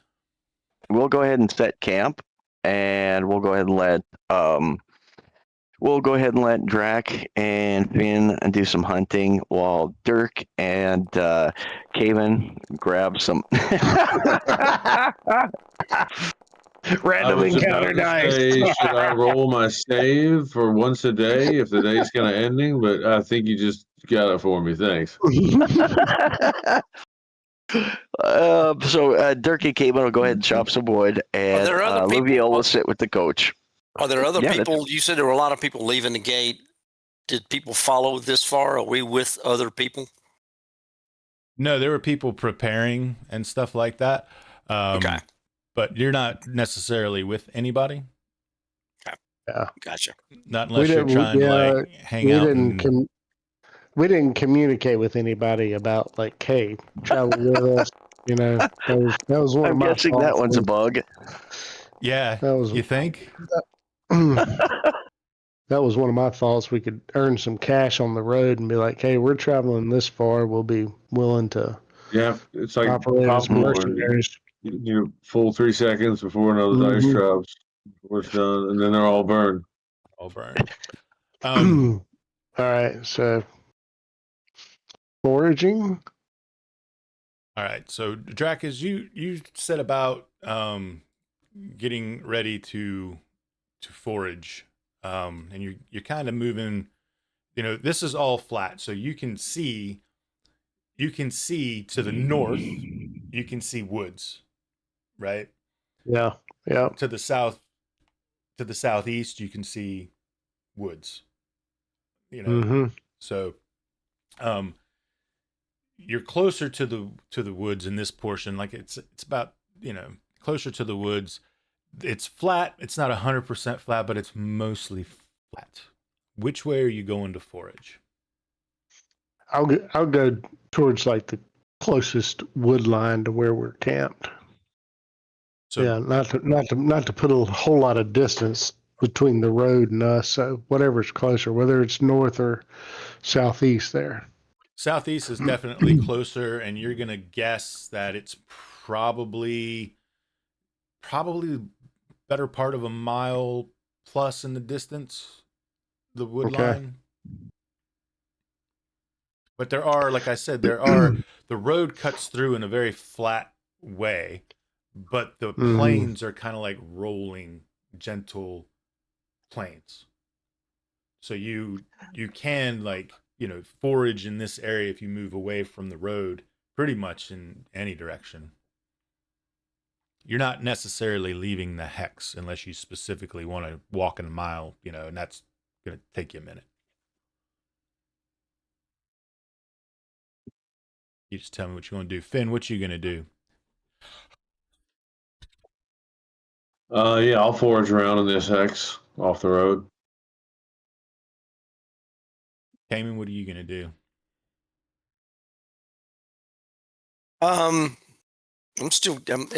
We said we were chopping firewood, but there's no firewood.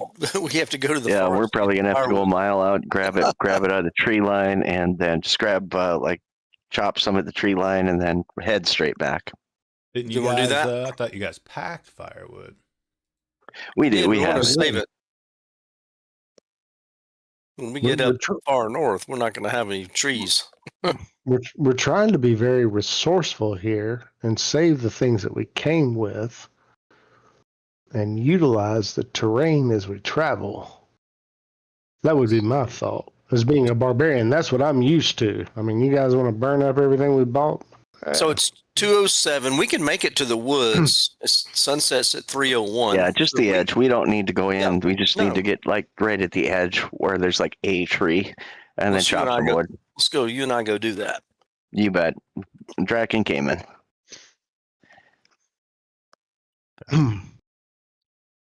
Headed towards the woods. Drac and Cayman.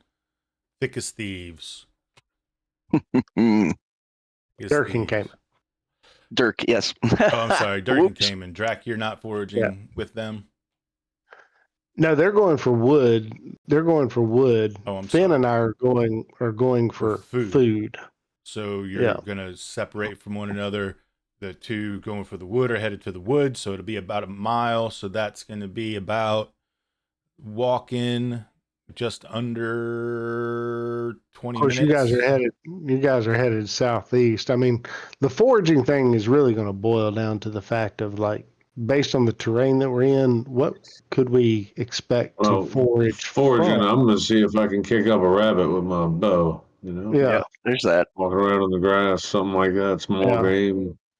I mean, my pheasant, shit's rabbit, something small. Mm-hmm. My shit's based purely on a die roll, so I can click it right now and I can tell you whether or not I found something. Yeah, go for it. It'll have 1 hour. So see So what you get. Do you want these private rolls, Game Master? Of course. All right, blind GM roll. Here's the first one. This is for foraging. The second roll is to find prey worth hunting. Yeah, that one you have a 5 and 6 chance on. And if there's prey worth hunting, I see wilderness adventuring. Text page. So did you just roll the dice or did you roll off your sheet? This is for my knowledge. I rolled off my sheet. Okay, so your first roll was a 1. Yep, so that's a successful foraging roll. Okay. And tell me again your second roll. I'm sorry, I'm doing 3 things at once over here. That's hunting. I find prey when hunting. Yep, that one he's got. That one he's got That's 5 and 6 a on. 5 and 6. So that would mean maybe I spot something. I'd be like, "Hey, Finn, over there. There's a whatever, an elk, a deer, a rabbit." Albino caribou. Okay.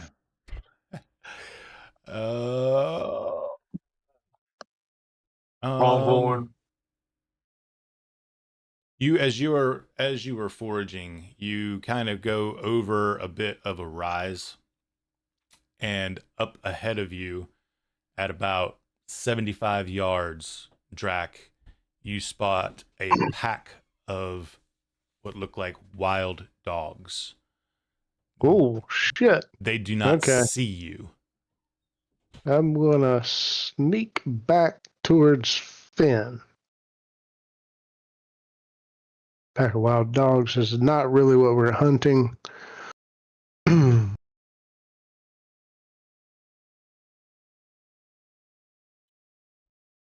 You are able to sneak back towards Finn as they do not see you.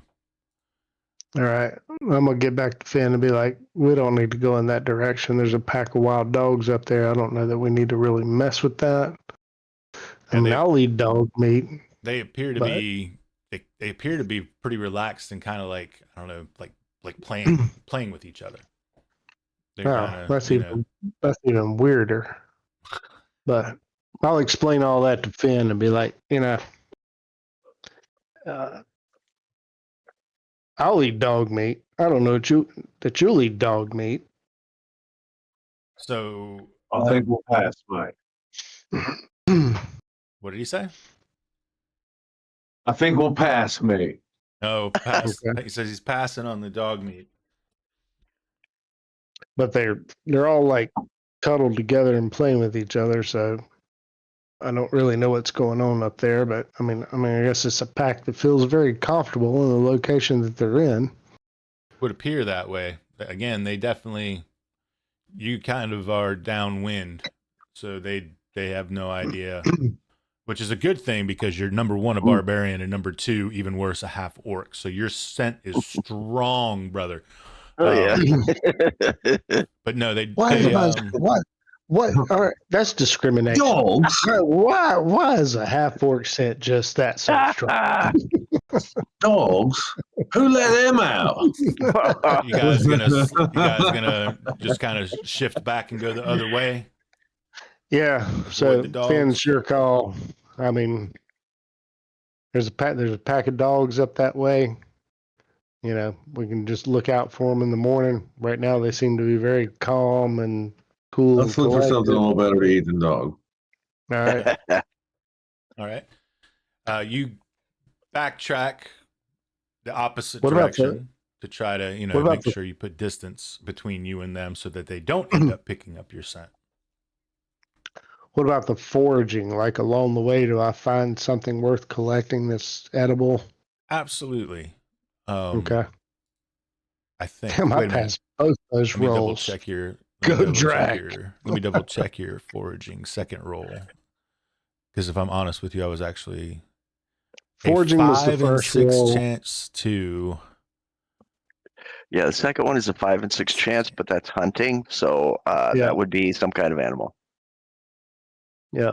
Hunting would be animal, and then the foraging would be vegetable. Vegetable. With a 2 and 6 on a 1d6. Yeah. So you succeed at foraging with a 2 in 6 on 1d6. So you rolled a 5, so you would not be successful in finding anything. Okay. So I didn't get the foraging, so I got the hunting. Okay. Got the hunting. Yeah. So All right. with the hunting, you guys will be able to easily probably grab a couple of Arctic hare. On the way back. Oh yeah. All right. All right. Yeah. And I will That's a good one. actually give you that food All right. Cool. if you want it. Just throw it in the wagon. That's probably the best place to put it. Let's True. see. Yeah. If you can throw it in the wagon, that would be good. Yep, I'll drop it in there. I'm not going to Yeah. do it right this second unless you want me to, but I will drop it in there. No. I will We're note not- to go back at hour 2, minute 2, second 53 to ensure that I place the appropriate rabbit in the wagon. And at 5 degrees, it's not going to spoil. I mean, good God. Yeah. I want to Yeah, throw we're it in good. there like we're mad we don't have any vegetables. Yeah, that's right. So, Damn it, Drac. so I tried, man. There were dogs. Cayman and Dirk, you're able All to right. make the wood line pretty readily. Not any problems at all. There's plenty of, like, I would describe it as standing dead here at the edge of the woods. You would notice that the forest is very thick, sprawling boreal forest, very densely packed with spruce, pine, fir, lark, hemlock, tamarack trees. They grow in very tight stands.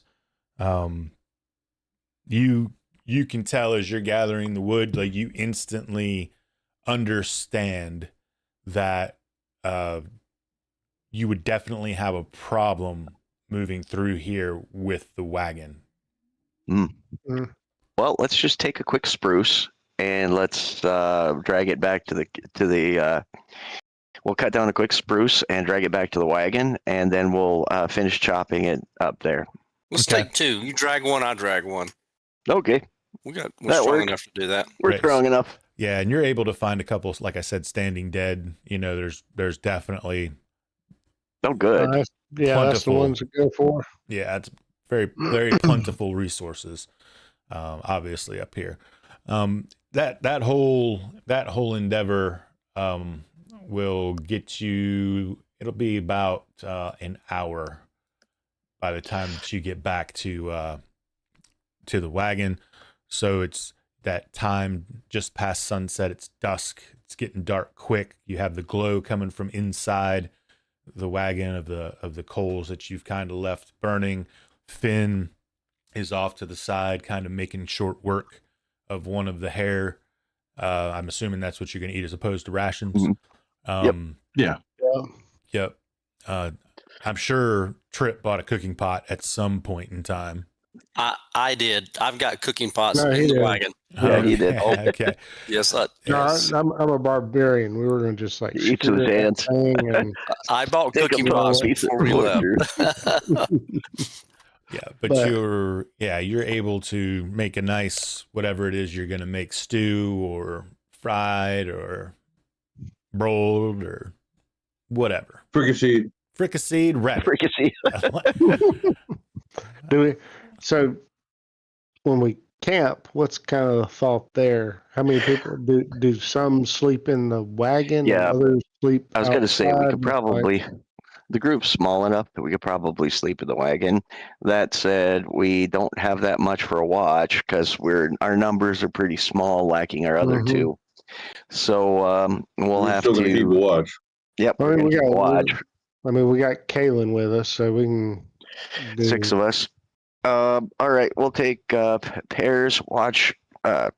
Pairs of watch. We'll sleep in the wagon. So we'll have like 4 sleeping in the wagon while we have like I'll watch on the front and the back, and and then we'll just rotate. So we'll just have Luviel and Dirk take the first, and then we'll have Kalen and Cayman take the second, and then we'll have Drac and Finn take the last watch. Okay.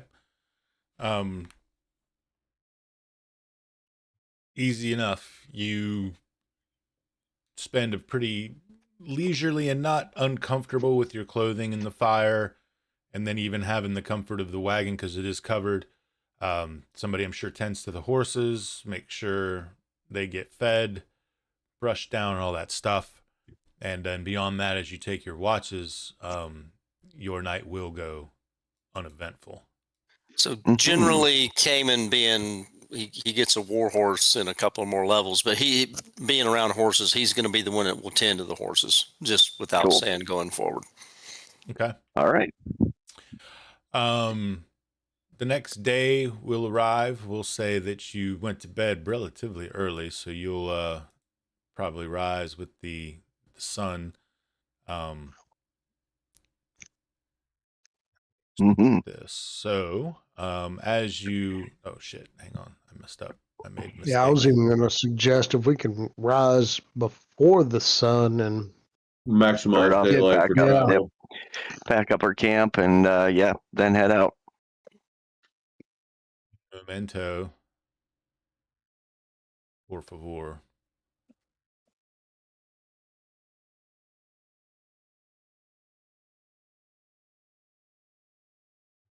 Memento.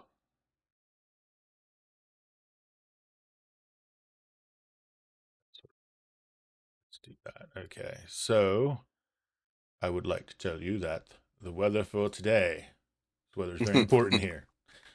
well, these weathercasters are fucking awesome. I love the fact that you radio it in to us.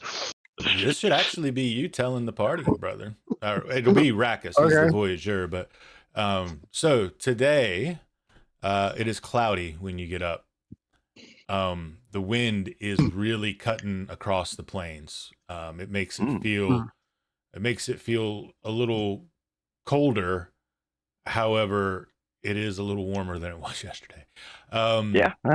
Winds out of the east. Just kidding. They're out of the west. And they are gusting. Missile attacks are going to have a -2 in the open today. Visibility is normal. The sky is totally overcast. All right. Temperature balmy 38, 39 degrees. Oh, I didn't tell you the temperature. The temperature is 11 degrees. Oh, balmy 11. But Well, better than yesterday. Yeah, yesterday was 5. Today it's 11.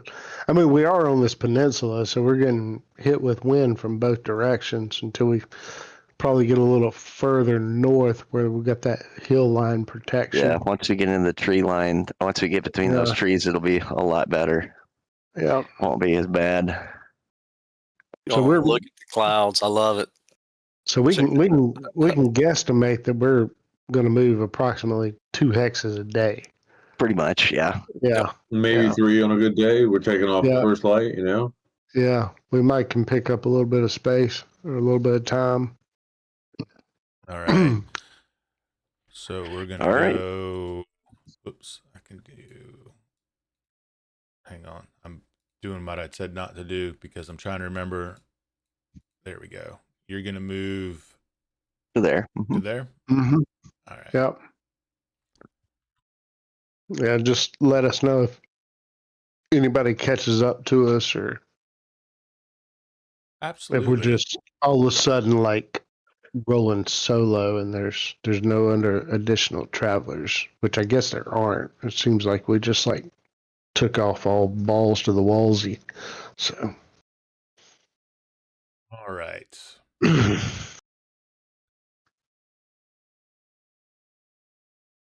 All right, you head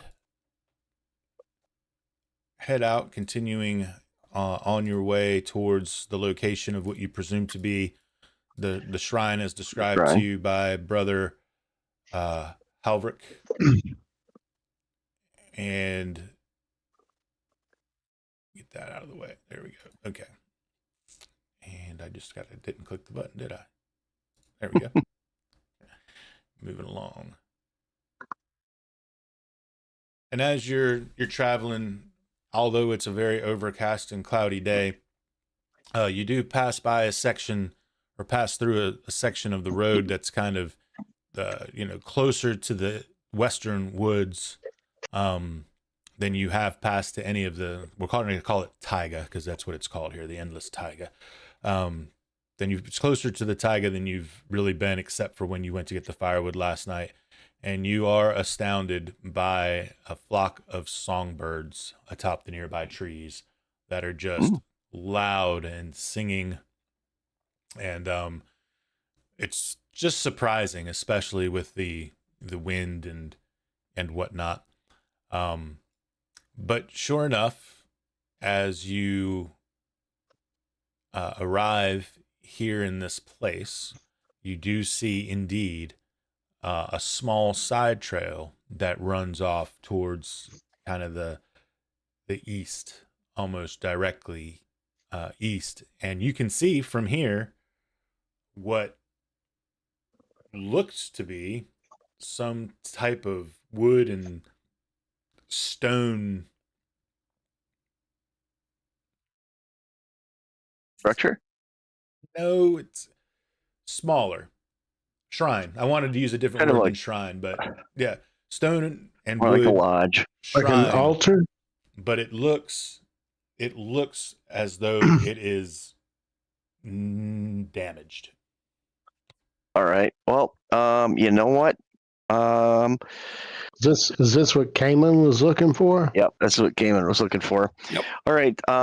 Can we get? Let's go ahead and make our way towards it. Let's pull the wagon up, right up to the tree line there, in a way that is going to be non-conspicuous, and then let's have Drac and Finn go ahead and scout that little area about, and see what they see. Hey, before we do that, are we at a higher elevation or lower elevation than the road we've been traveling, or is it elevation been consistent? Pretty consistent. Okay. Yeah, All when I say rolling hills, I mean the road is fairly flat, and the terrain around it is also fairly flat, but there are some gentle rolling hills. Now, even from here, your vision on the road normal is 3 miles, right? So you can basically, from here, you see to the north are woods, to the west is woods. You can tell that you're not terribly far from the ocean. Like, you're pretty much surrounded by taiga at this particular moment. Yeah. Just looking at the road, it's like if we were sitting where we are on the road, it's like looking back down where we came from and northbound where we're going. Like, are we higher or lower? Is kind of what I was referencing there. So Not really. I mean, you definitely go over places here and there where you go up a slight incline and back down, but there's no significant elevation gain. yeah. Well, I think Dirk, something to look out for is if we gain elevation, it might be worth stopping and pulling out your The spyglass. the spyglass and just taking a look forward and behind us to see if you see anything. So Speaking of which, let's take the spyglass out. Let's have Luvio pull out the spyglass and take a look at that structure. What can he make out just through the spyglass? Looking at the structure, you see that it appears that it has been knocked over, and it seems to have some type of marking, either carved or maybe painted nearby on a stone. All right. Well, let's go ahead and, like I said, let's go ahead and have Drac and Finn go ahead and move forward to scout that out stealthily, with the rest of us following, which is probably going to be, we'll have Cayman first, and then Luviel, and then Dirk. Okay. Just single file. We've only got 5, and those 2 ahead, scouting the place out. Okay. And I'm assuming you're moving Into the trail. cautiously. Correct. What I was going for. Okay. Second.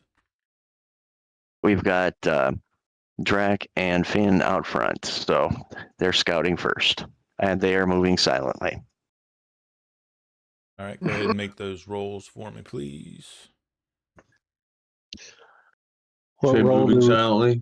moving Silently, silently? yeah. If you're moving silently, I definitely need a Yeah. roll for that. Yep, All both right. you guys. Move silently. You're ahead. I'm rolling from the character sheet. Yep. Same. Be the best way, really. It's not letting me roll from the character sheet. Trying to. Yep, that's not working from the character The sheet. dice. Looks like you'll have to little do it. window, and then there's the black. It says roll. So you move silently, Trip. When you cursor over it, you'll see like a dice appear in front of the picture. You have to click on the dice, not on the words. Yeah. Greg, did you get Oh. mine? That came through. Did that go? Yes. I did it twice. Apparently, sorry. That's okay. Okay. That's all right. Did that work? It did work. I Because got them both. the forging, I had to roll over the dice and not the picture. So that's what threw me off. So there we go. You're totally. But you got it. You got it now. You're good. All right. Got it. All right. Look So at you that. guys start creeping up. It's not a lot to hide around here. The pathway to this shrine is, pretty wide. I mean, you could walk to it while somebody walked away from it, and you could pass each other and not touch. There's no real hills or anything, so you're kind of like crouching there's definitely snow on the ground, right? It's not deep per se, but you're kind of using the snow and the tall grass to cover yourself as you're attempting to move silently towards the shrine. But you are able to approach it without any issues.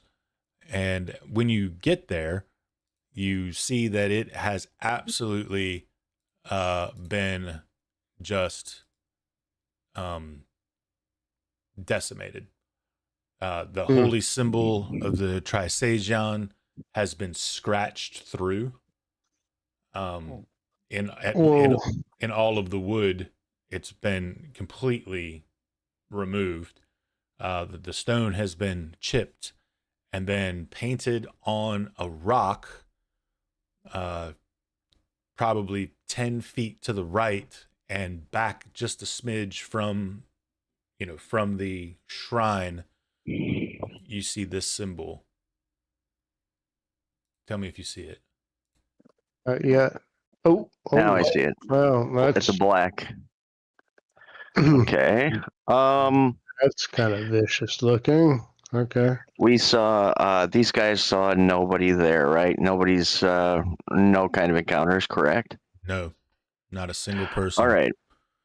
In that case, Luviel will step forward. He's gonna scratch that symbol off on his little notebook. Okay. And Look Luviel, at the faces. Say again. Look at the faces. Look at that symbol. Mm-hmm. It's like a cube and a 9-pointed cube. star and a circle, and then beneath that, faces around the perimeter. I see phallic symbols. Oh no, moon phases. I Moon bet phases. you do. Yeah, looking at this, I am seeing moon phases in these inside the circles there. If you look, you see a Good eye. crescent, a half, and Look then you at see that. A full, a waxing. yeah. Yep. Damn, I lost the symbol. It went away. Shit. That's Here, all right. I can make it happen again. But so Finn and I go up. We see this. So Finn, I guess we just take this information and report it back to Cayman because Yeah, this is what he was curious about, right? absolutely. Well, we're Place has behind been you, defiled. so as soon as Oh, you is guys it signal, yeah. as soon as you guys All right, signal so the all clear. We'll signal. Yep. Everybody Yeah, yeah. come up. All right, we'll Yeah, start once we moving. detected there's no threat, Yeah. Okay. Is there any writing? Just this symbol. There's no words or runes or anything else. Just the symbol. You're looking around? Mm-hmm.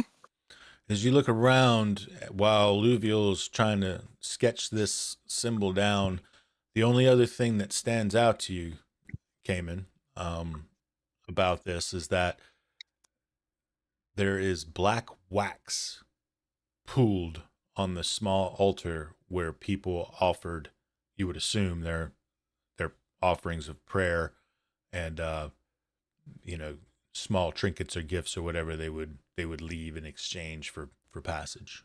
So in all, you've got the holy symbols of the Trisagion either completely removed or vandalized.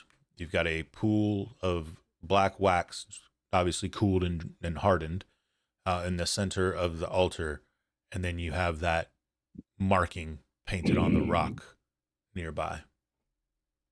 Okay. A cube surrounded by How big phases is of the moon. How big is the pool of black wax? Is it 6 inches? How big is that? Dale, I will tell you like you tell Anne. It is precisely 12 inches. Yes. It is about like it's about like that, right? About like Okay. that big. You All know, right. it's About not giant. It's not a big, huge altar. Like it's not an altar like you would find in a church or a cathedral. It is just a small roadside shrine. And the only saving grace of the altar itself is that it's a chiseled square basalt stone that sunk into the earth, so it couldn't be knocked over. But all of the imagery of the Trisagion that's around that stone It's block, been defiled. that's what's been defiled, and all of the wood pieces that also adorned it, you could tell where they were attached to it and came off, formed like I say a little arc. All of those are completely broken and just removed entirely. So I'm going to take my holy symbol, which is the shield, which still has the Eye of Jakara attached to the back of it, and I'm going to use the Eye of Jakara to detect magic. Excellent idea. Excellent idea. I have to tell you, unfortunately, nothing detects magic, but I'm so glad that you finally used that fucking thing. So there's no magic detected, is there's what you're saying. no magic is detected. And no bodies. No bodies. All right. No magic. Any footprints? Just defiled. Roll an intelligence check. Yeah, I think our tracker is unfortunately unavailable right now. Well, we have to try, don't we? Is this all of us are rolling an intelligence check? Is that everyone? No, try. No, Cayman is right now. No, Cayman. Mm-hmm. Just Cayman. Okay. Oh, he got it. Ooh. There's Nice. a shit ton of footprints around here. A lot. Not just human. Hoof, paw. Like this seems to get or has gotten some traffic. It is curious to you because he told you that they had not received any prayers from the location in several days. Mm-hmm. Now, you know it did snow 2 days ago when you were investigating the grotto, so you would think that very highly possible that the majority of the footprints would have been covered up. So, but you can't tell whether that means that people have come by here to stop, to try to, to do whatever they're going to do, pay homage, donation, pray, whatever. You also know that some of them are yours, obviously, from being up and around here. Do we want to carve out some of this black wax and put it in a pouch and take it back? Take it back and show them. But yeah, why don't you go ahead and grab it since this is your little quest. Yep. So I'm going to take my dagger out and carve out some of the black wax, put it in a pouch, pull the string tight, tie it up, and put it in the wagon when we get back to the wagon. Yeah. Yeah, you're not far from the wagon. Are you going to do anything else here at the altar itself? Yeah, Drax got something to say. Go ahead, Drac. You say it. Reminds me of the time the lords attacked our clan and defiled our altars. Ooh. And defiled our tomes to our people. That seems what's happened here. Can't disagree. Somebody doesn't like this group, religion, whatever it is. I don't like the Haitians. On top of that, it's some kind of cult. Maybe it's that, the Inaruk. Inaruk, they have a cult called the Megoth cult. That is a faction, it's a leftover from the old Skull Lord. And they're known to actually be working in opposition to the Haitians and the cult, but they still worship the old Skull Lord and the supposed evil demons that wander the land. So it could be them. The circle kind of look like skulls. Yep. So my guess is that's probably who it was the Megoth. The Megoth being the original people of these lands? No, those are the Enilgan. Those were dead thousands of years ago. You would not know anything about the Enilgan. Actually, you did tell us about a little bit. I know it's in that primer. No. I mean, you told us that way back when we first got the stone that the monks had that it was some Enilgan. Yeah, but you wouldn't know any detail about them. You wouldn't know any detail. We would. Like you might. I would know only their know name. that. Yeah, I would only know that the Anaruk wiped them out thousands of years ago. I know. And that would be mine. Yeah. We would ask Brother Kalen. He's with us. What is this look like to you? That's true. Kalen would know. Good. That's good. Now we're thinking. Yeah. See, yeah, I give mechanisms. Give the truth. Right. So we're gonna ask Brother Kalen what he might know about the Megoth cult. And that symbol, yeah. And the symbol specifically. The symbol and what happened here. Okay.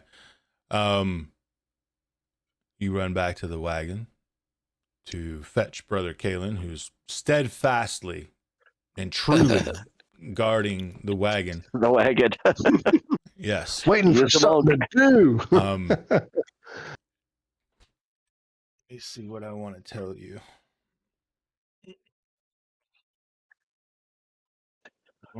I didn't anticipate you remembering Brother Kalen. As a matter of fact, I figured you'd forget about him. I forgot that he was in Noric. Yeah. Well, they told us back when we were at that monk shrine, they told us that this was an artifact from the ancient Enilgan, and that it led to the tomb of some ancient Enilgan who was worshipped evil magic. Yep. Morkel. Yeah, you would absolutely know. You would absolutely know the name of the tomb of Morkel. You would absolutely know that the Eye of Jakara is said to be the key to the Tomb of Morcal, and you would absolutely know that there is rumored to be great vast treasures there, which has all of this has all been like discussed before. And it should be actually in your journal as well. He does not have any idea what the symbol is. Okay, he's not seen the symbol before. Just trying to find what I'm looking for the little bit of information I want to give here. Here we go.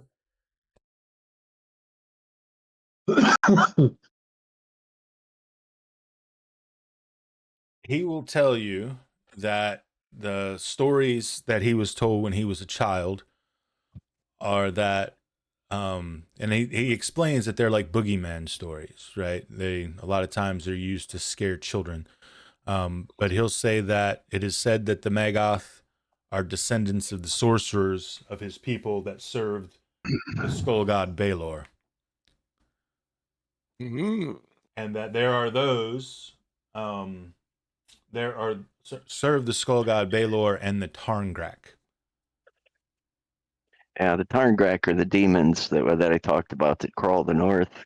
He'll tell you that they had great wealth and privilege under the skull god, and that it is said that they have great resentment now for their loss of power and diminished esteem. If they indeed exist. He does tack that on at the end. Well, the Enarok did talk about them a bit, but not much. They only know that these were the people that served Balor, the skull god, and that they are still looking to regain their power and overthrow the Haedians. I'm so proud of you guys to remember Brother Kalen. I thought he was going to rot, and I don't remember who this guy is, Land. Well, it's very possible that some of those spots on the map that the wizard had marked might have something to do with this group. Yep. Mhm. Well, I don't know. Close, It's probably with him. It's probably in the Anilgan, and I can tell you this without interfering with Greg. The Anilgan, we don't know much about them, and this is I'm going to tell you from the Enarok perspective. The Enarok also aren't native to this land. They migrated here millennia ago. There was another tribe that existed before them. It was called the Anilgan.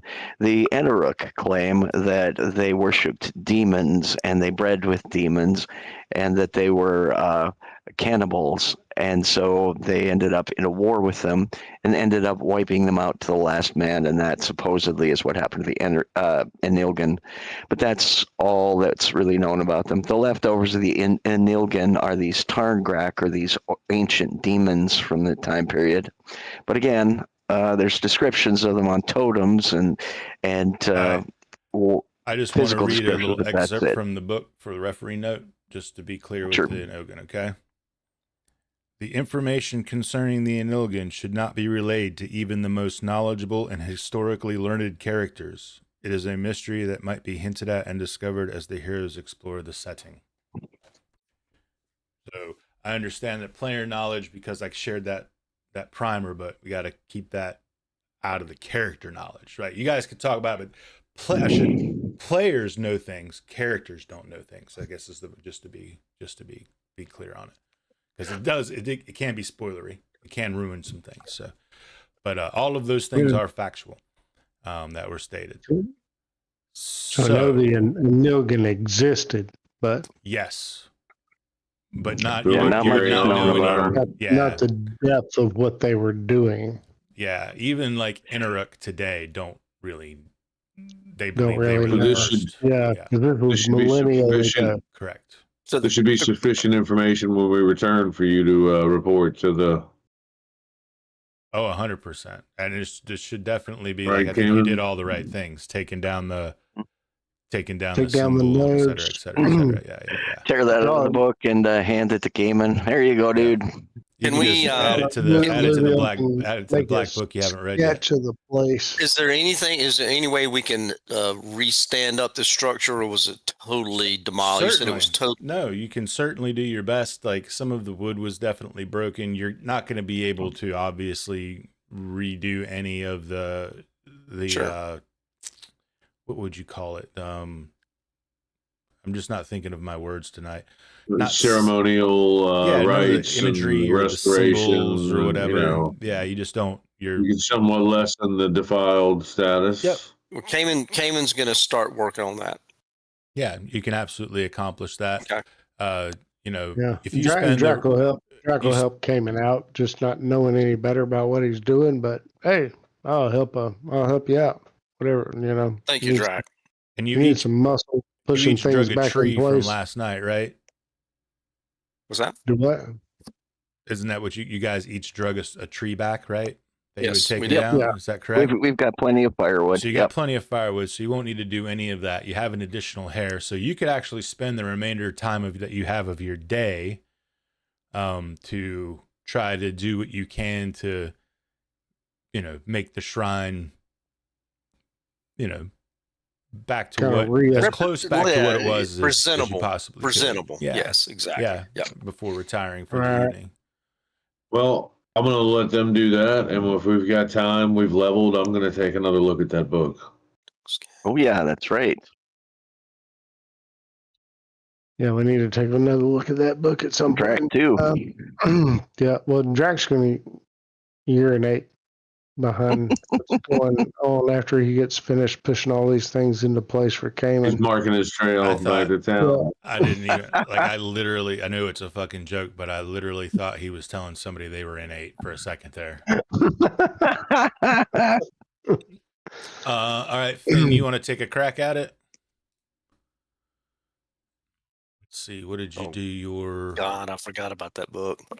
So you That's me? Yeah, I'm going to take a crack at it. You bumped your read languages 1 too, didn't you?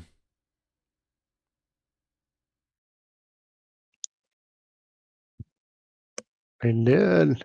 Yep. Gotta dive in over here for this one. Drac hadn't thought about that book unless somebody goes like, "Hey, Drac, take a look at this book." Yeah. Luckily, Finn was thinking on that. Yep. So we'll see where Finn goes with it, and then if it doesn't go in the right direction, he can be like, "Drac, get over here." Finn explodes. That's it. All right. Hey, it was fun, man. All right. With joy. With joy. All right. Anytime you're ready. And knowledge. Okay. Joy and knowledge. Oh. Oh God. All right.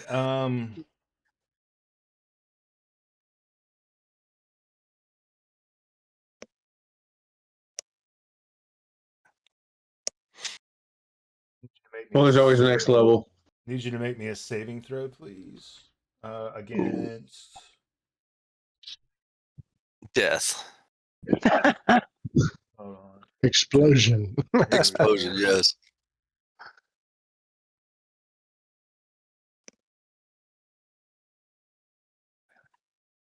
I didn't. Sorry, this is all my fault. I didn't anticipate you guys even doing this again. I thought you had just forgotten about it. Give me 1 second. No.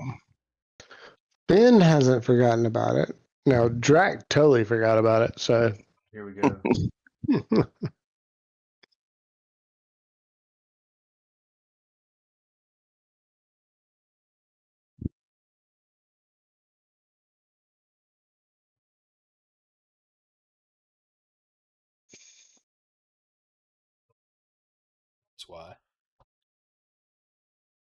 That's why.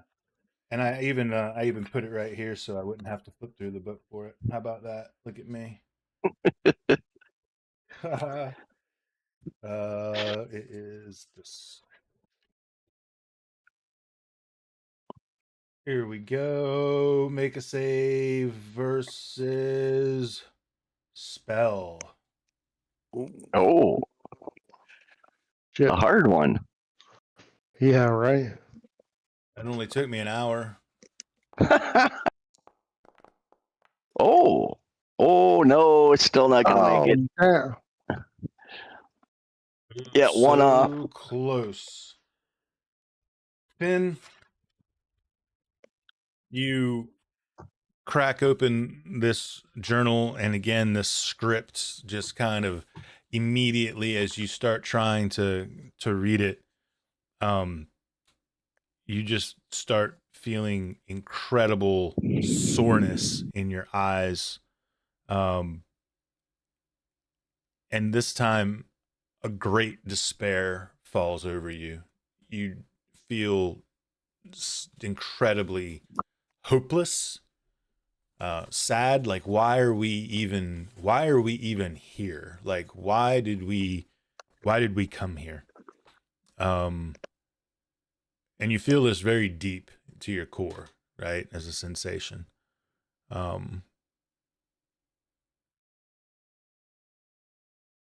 Drac, you want to try?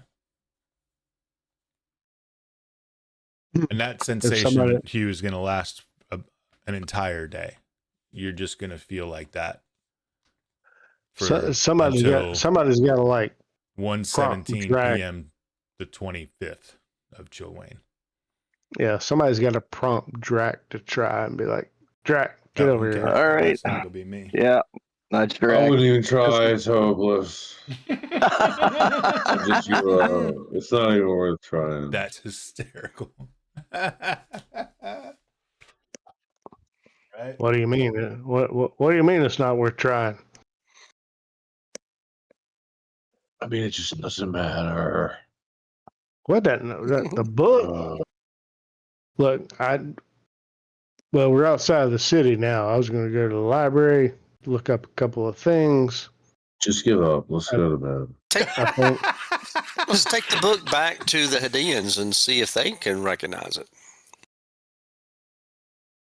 I mean, we can wait. I mean, y'all tell me. You want me to look at it? Yeah, I'll look at it. go ahead, Drake. Go ahead. No, Apparently it's something that. Apparently, it's something that only you can read. That's not true. Yeah. Well, We might have two in despair. I love it. I mean, if Hugh would have rolled the opposite of what he rolled, he would have read it. If Luvial had I'm just saying. the read languages spell, you would read it. I'm just saying it's a long way to the top for Drac to be able to roll again. Oh, come on. Give it a shot, man. Last time we checked it out in the bar, you were the only one that was unaffected because you didn't have to roll a saving throw. Finn did the first time too. I was hoping Greg would forget that, but he didn't. Is this an intelligence roll? Yep, it's an intelligence roll. You need to spend 10 minutes and an intelligence roll. Yes, sir. Intelligence roll. I'll do that. And Please no one in front of it. And it's a blind GM roll. Got it set up. Here we go. Did it roll? Rolled. It did. Oh. No.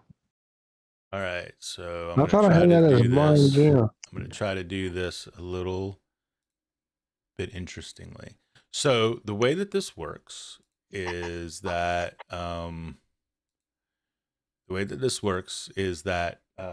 this is decipherable, and this is going to give you a little bit of insight for other things that you're going to find throughout this game. So I'm glad this finally happened. This is decipherable Genhinamon script. Okay. It's a primeval written language. That sounds stupid.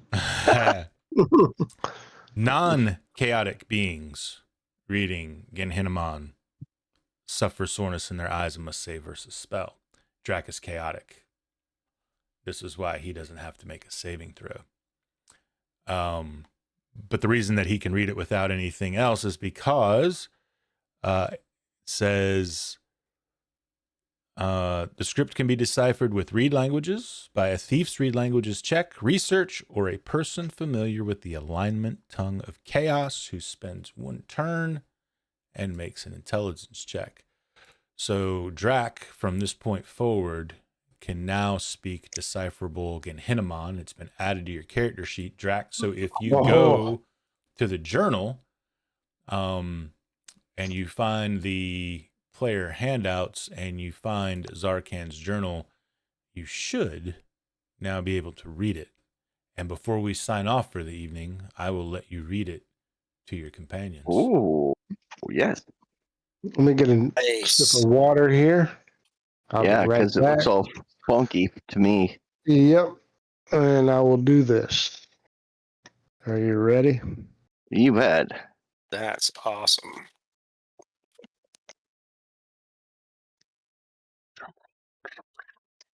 Everybody taking notes? Yep. I mean, Well, you've got it. Yeah, give us- You've got it. I've player got hand it. out, journal but- I've and- got it, but y'all don't. time You ready marker, to time take marker, notes? 2 hour, Time 47 minute, 41 seconds. Begin. I don't even think it's going to be worth listening to. Is that real Hugh or is that Finn speaking? I'm Finn. confused. I know. I'm just fucking. All right. Oh, Zarkan's journal. Here we go. Journal entry number 1. The Black Book of Morkal calls to me like a siren's whisper in the void. It holds dark Wujin secrets, forbidden black magics, and ancient occult lore that could unravel the threads of reality. I must possess it, no matter the cost in blood or sanity. Zarkan's journal entry number 2. Morkal, that shadowed titan of old, was a mighty warlord among a lost primeval race. Necromancers, witches, and Wujin adepts drowned in black magic's embrace. His remains lie sealed in an ancient tomb, warded by devious traps that would test even the gods' cunning. Zarkan's journal entry 3. The dreams assail me without mercy. Wait a minute, what was that word? Okay. Visions of a luminous being perched atop an immense green cube. Cube? Its call echoing through my skull like thunder in a crypt. This is my destiny, to find it, to claim it before the madness consumes me utterly. Entry number 4. More secrets of this accursed green cube surely await in Morkal's tomb. He was one of them, an ancient practitioner of black magic from a lost northern race. His knowledge etched in bones and shadows long before. His knowledge etched in bones and shadows long forgotten by the living. Entering number 5. I told you it was going to be stupid. Well, it just got stupid because I think this is where you come in. I am not alone in this torment. See, you're tormented, So this has to do with you, Finn. Others of my kind. Oh shit, Finn, are you of his kind?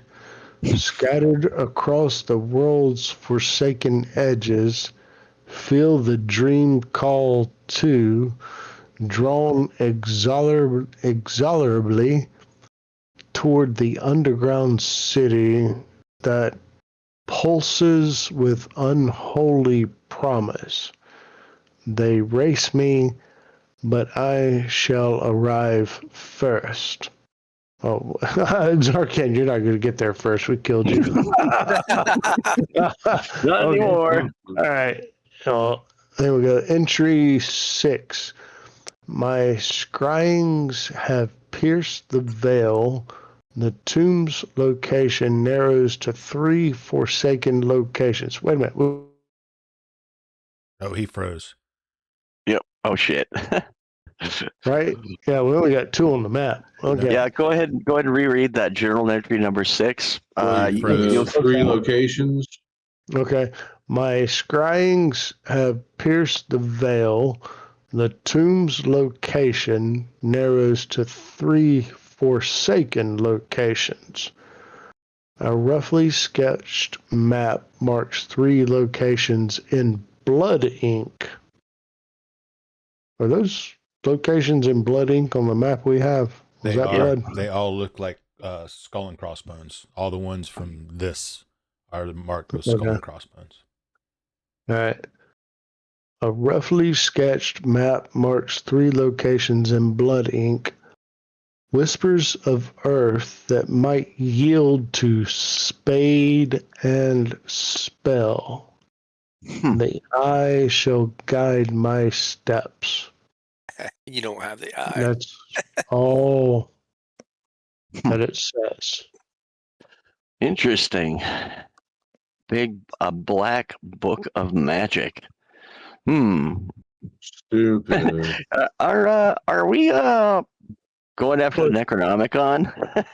It's the Black Book of Morcall. And what The I'll Black do, Book of Morcall. Who's Morcall? Since he read it, what I'll do between now and the next session is one, I will post it, the actual translation. I will post it in the Discord, so you have it to review, and then I will remove the polyglot function from this entry so that you can all read it, right? Because he could just transcribe it. You know what I'm saying? Yeah, we can So just there's transcribe it. there's Rubio can just transcribe it. Now that the I am Drac, the bounty hunter transcriber. But now this kind of goes to my point. See what I was saying, where I have mechanisms in the game to kind of slow cook this shit off and reveal some cool stuff, like everything we were just talking about 10 minutes ago. Kind of, it's like here, and I'm like, oh, stop! I want you to read all the cool shit I wrote. Yeah. No, this is there's a lot to transcribe here. Oh, 100%. So take in. as I mentioned before, so this is where we're going to be kind of. This is where we'll be. This will be holding it right here. Yeah. For the night. But I would like to say, as I have said before, there's a lot to do in the city. But you fucking walked outside and look what the hell happened. Yeah, this is interesting. You know, like immediately, this son of a bitch is so cool. Like I'm chomping at the bit. Like I want you to be 4 different places right now because I think they're all cool. Yeah, well, I mean, the cube that's referenced in the journal is also referenced in that symbol that we looked at earlier. Because if you were to pull that back up, yep, right in the middle of it is a big cube. Yep. Mm-hmm. I thought it was a D6, but it was definitely the well, it cube. might be. It is a big cube, Dale. A D6 is a big cube. You saw the picture Hugh posted? Hugh posted, yes. The D6s that were about, what, 2 foot cube, 2 foot size. Cube, yeah. Cool. I am actually, I did not expect it to end this way. I'm very glad that you guys were able to get that kind of knocked out of the way. That's definitely a big deal for going forward, being able to now have that in your tool set, that Gehenimon text. That's solid, and there are others like that. There are others. That's not the only one. So just Keep bear Drac that in mind. alive. Teaser. Yeah. No, it's important. Like, that's one of the things when Oh, I yeah. was reading through the module, I was like, man, like not a lot of folks, and this isn't a slight to anybody, it's just kind of like how modern gaming kind of took folks, but it's always about fighting. You know what I mean? There's not a lot of emphasis on things like, hey, you know what? I'm going to take as an example, I'm going to take the read languages spell because fuck, that might be useful, right? Like, who in 5th edition takes that spell? Yeah. Nobody. That's right. I mean, I might have had it too, but I randomly rolled all my spells for Luvial, and Which I and think for is whatever rad. reason, and then roll for Luminous, he didn't pick those because he picked his. I just rolled mine. Yep. But that's it. That's just how it is. Right? But that's cool because yeah. And now we get to experience the North. So obviously, and I'll make all the additional entries into the journal. And it's just kind of funny how it organically grows, right?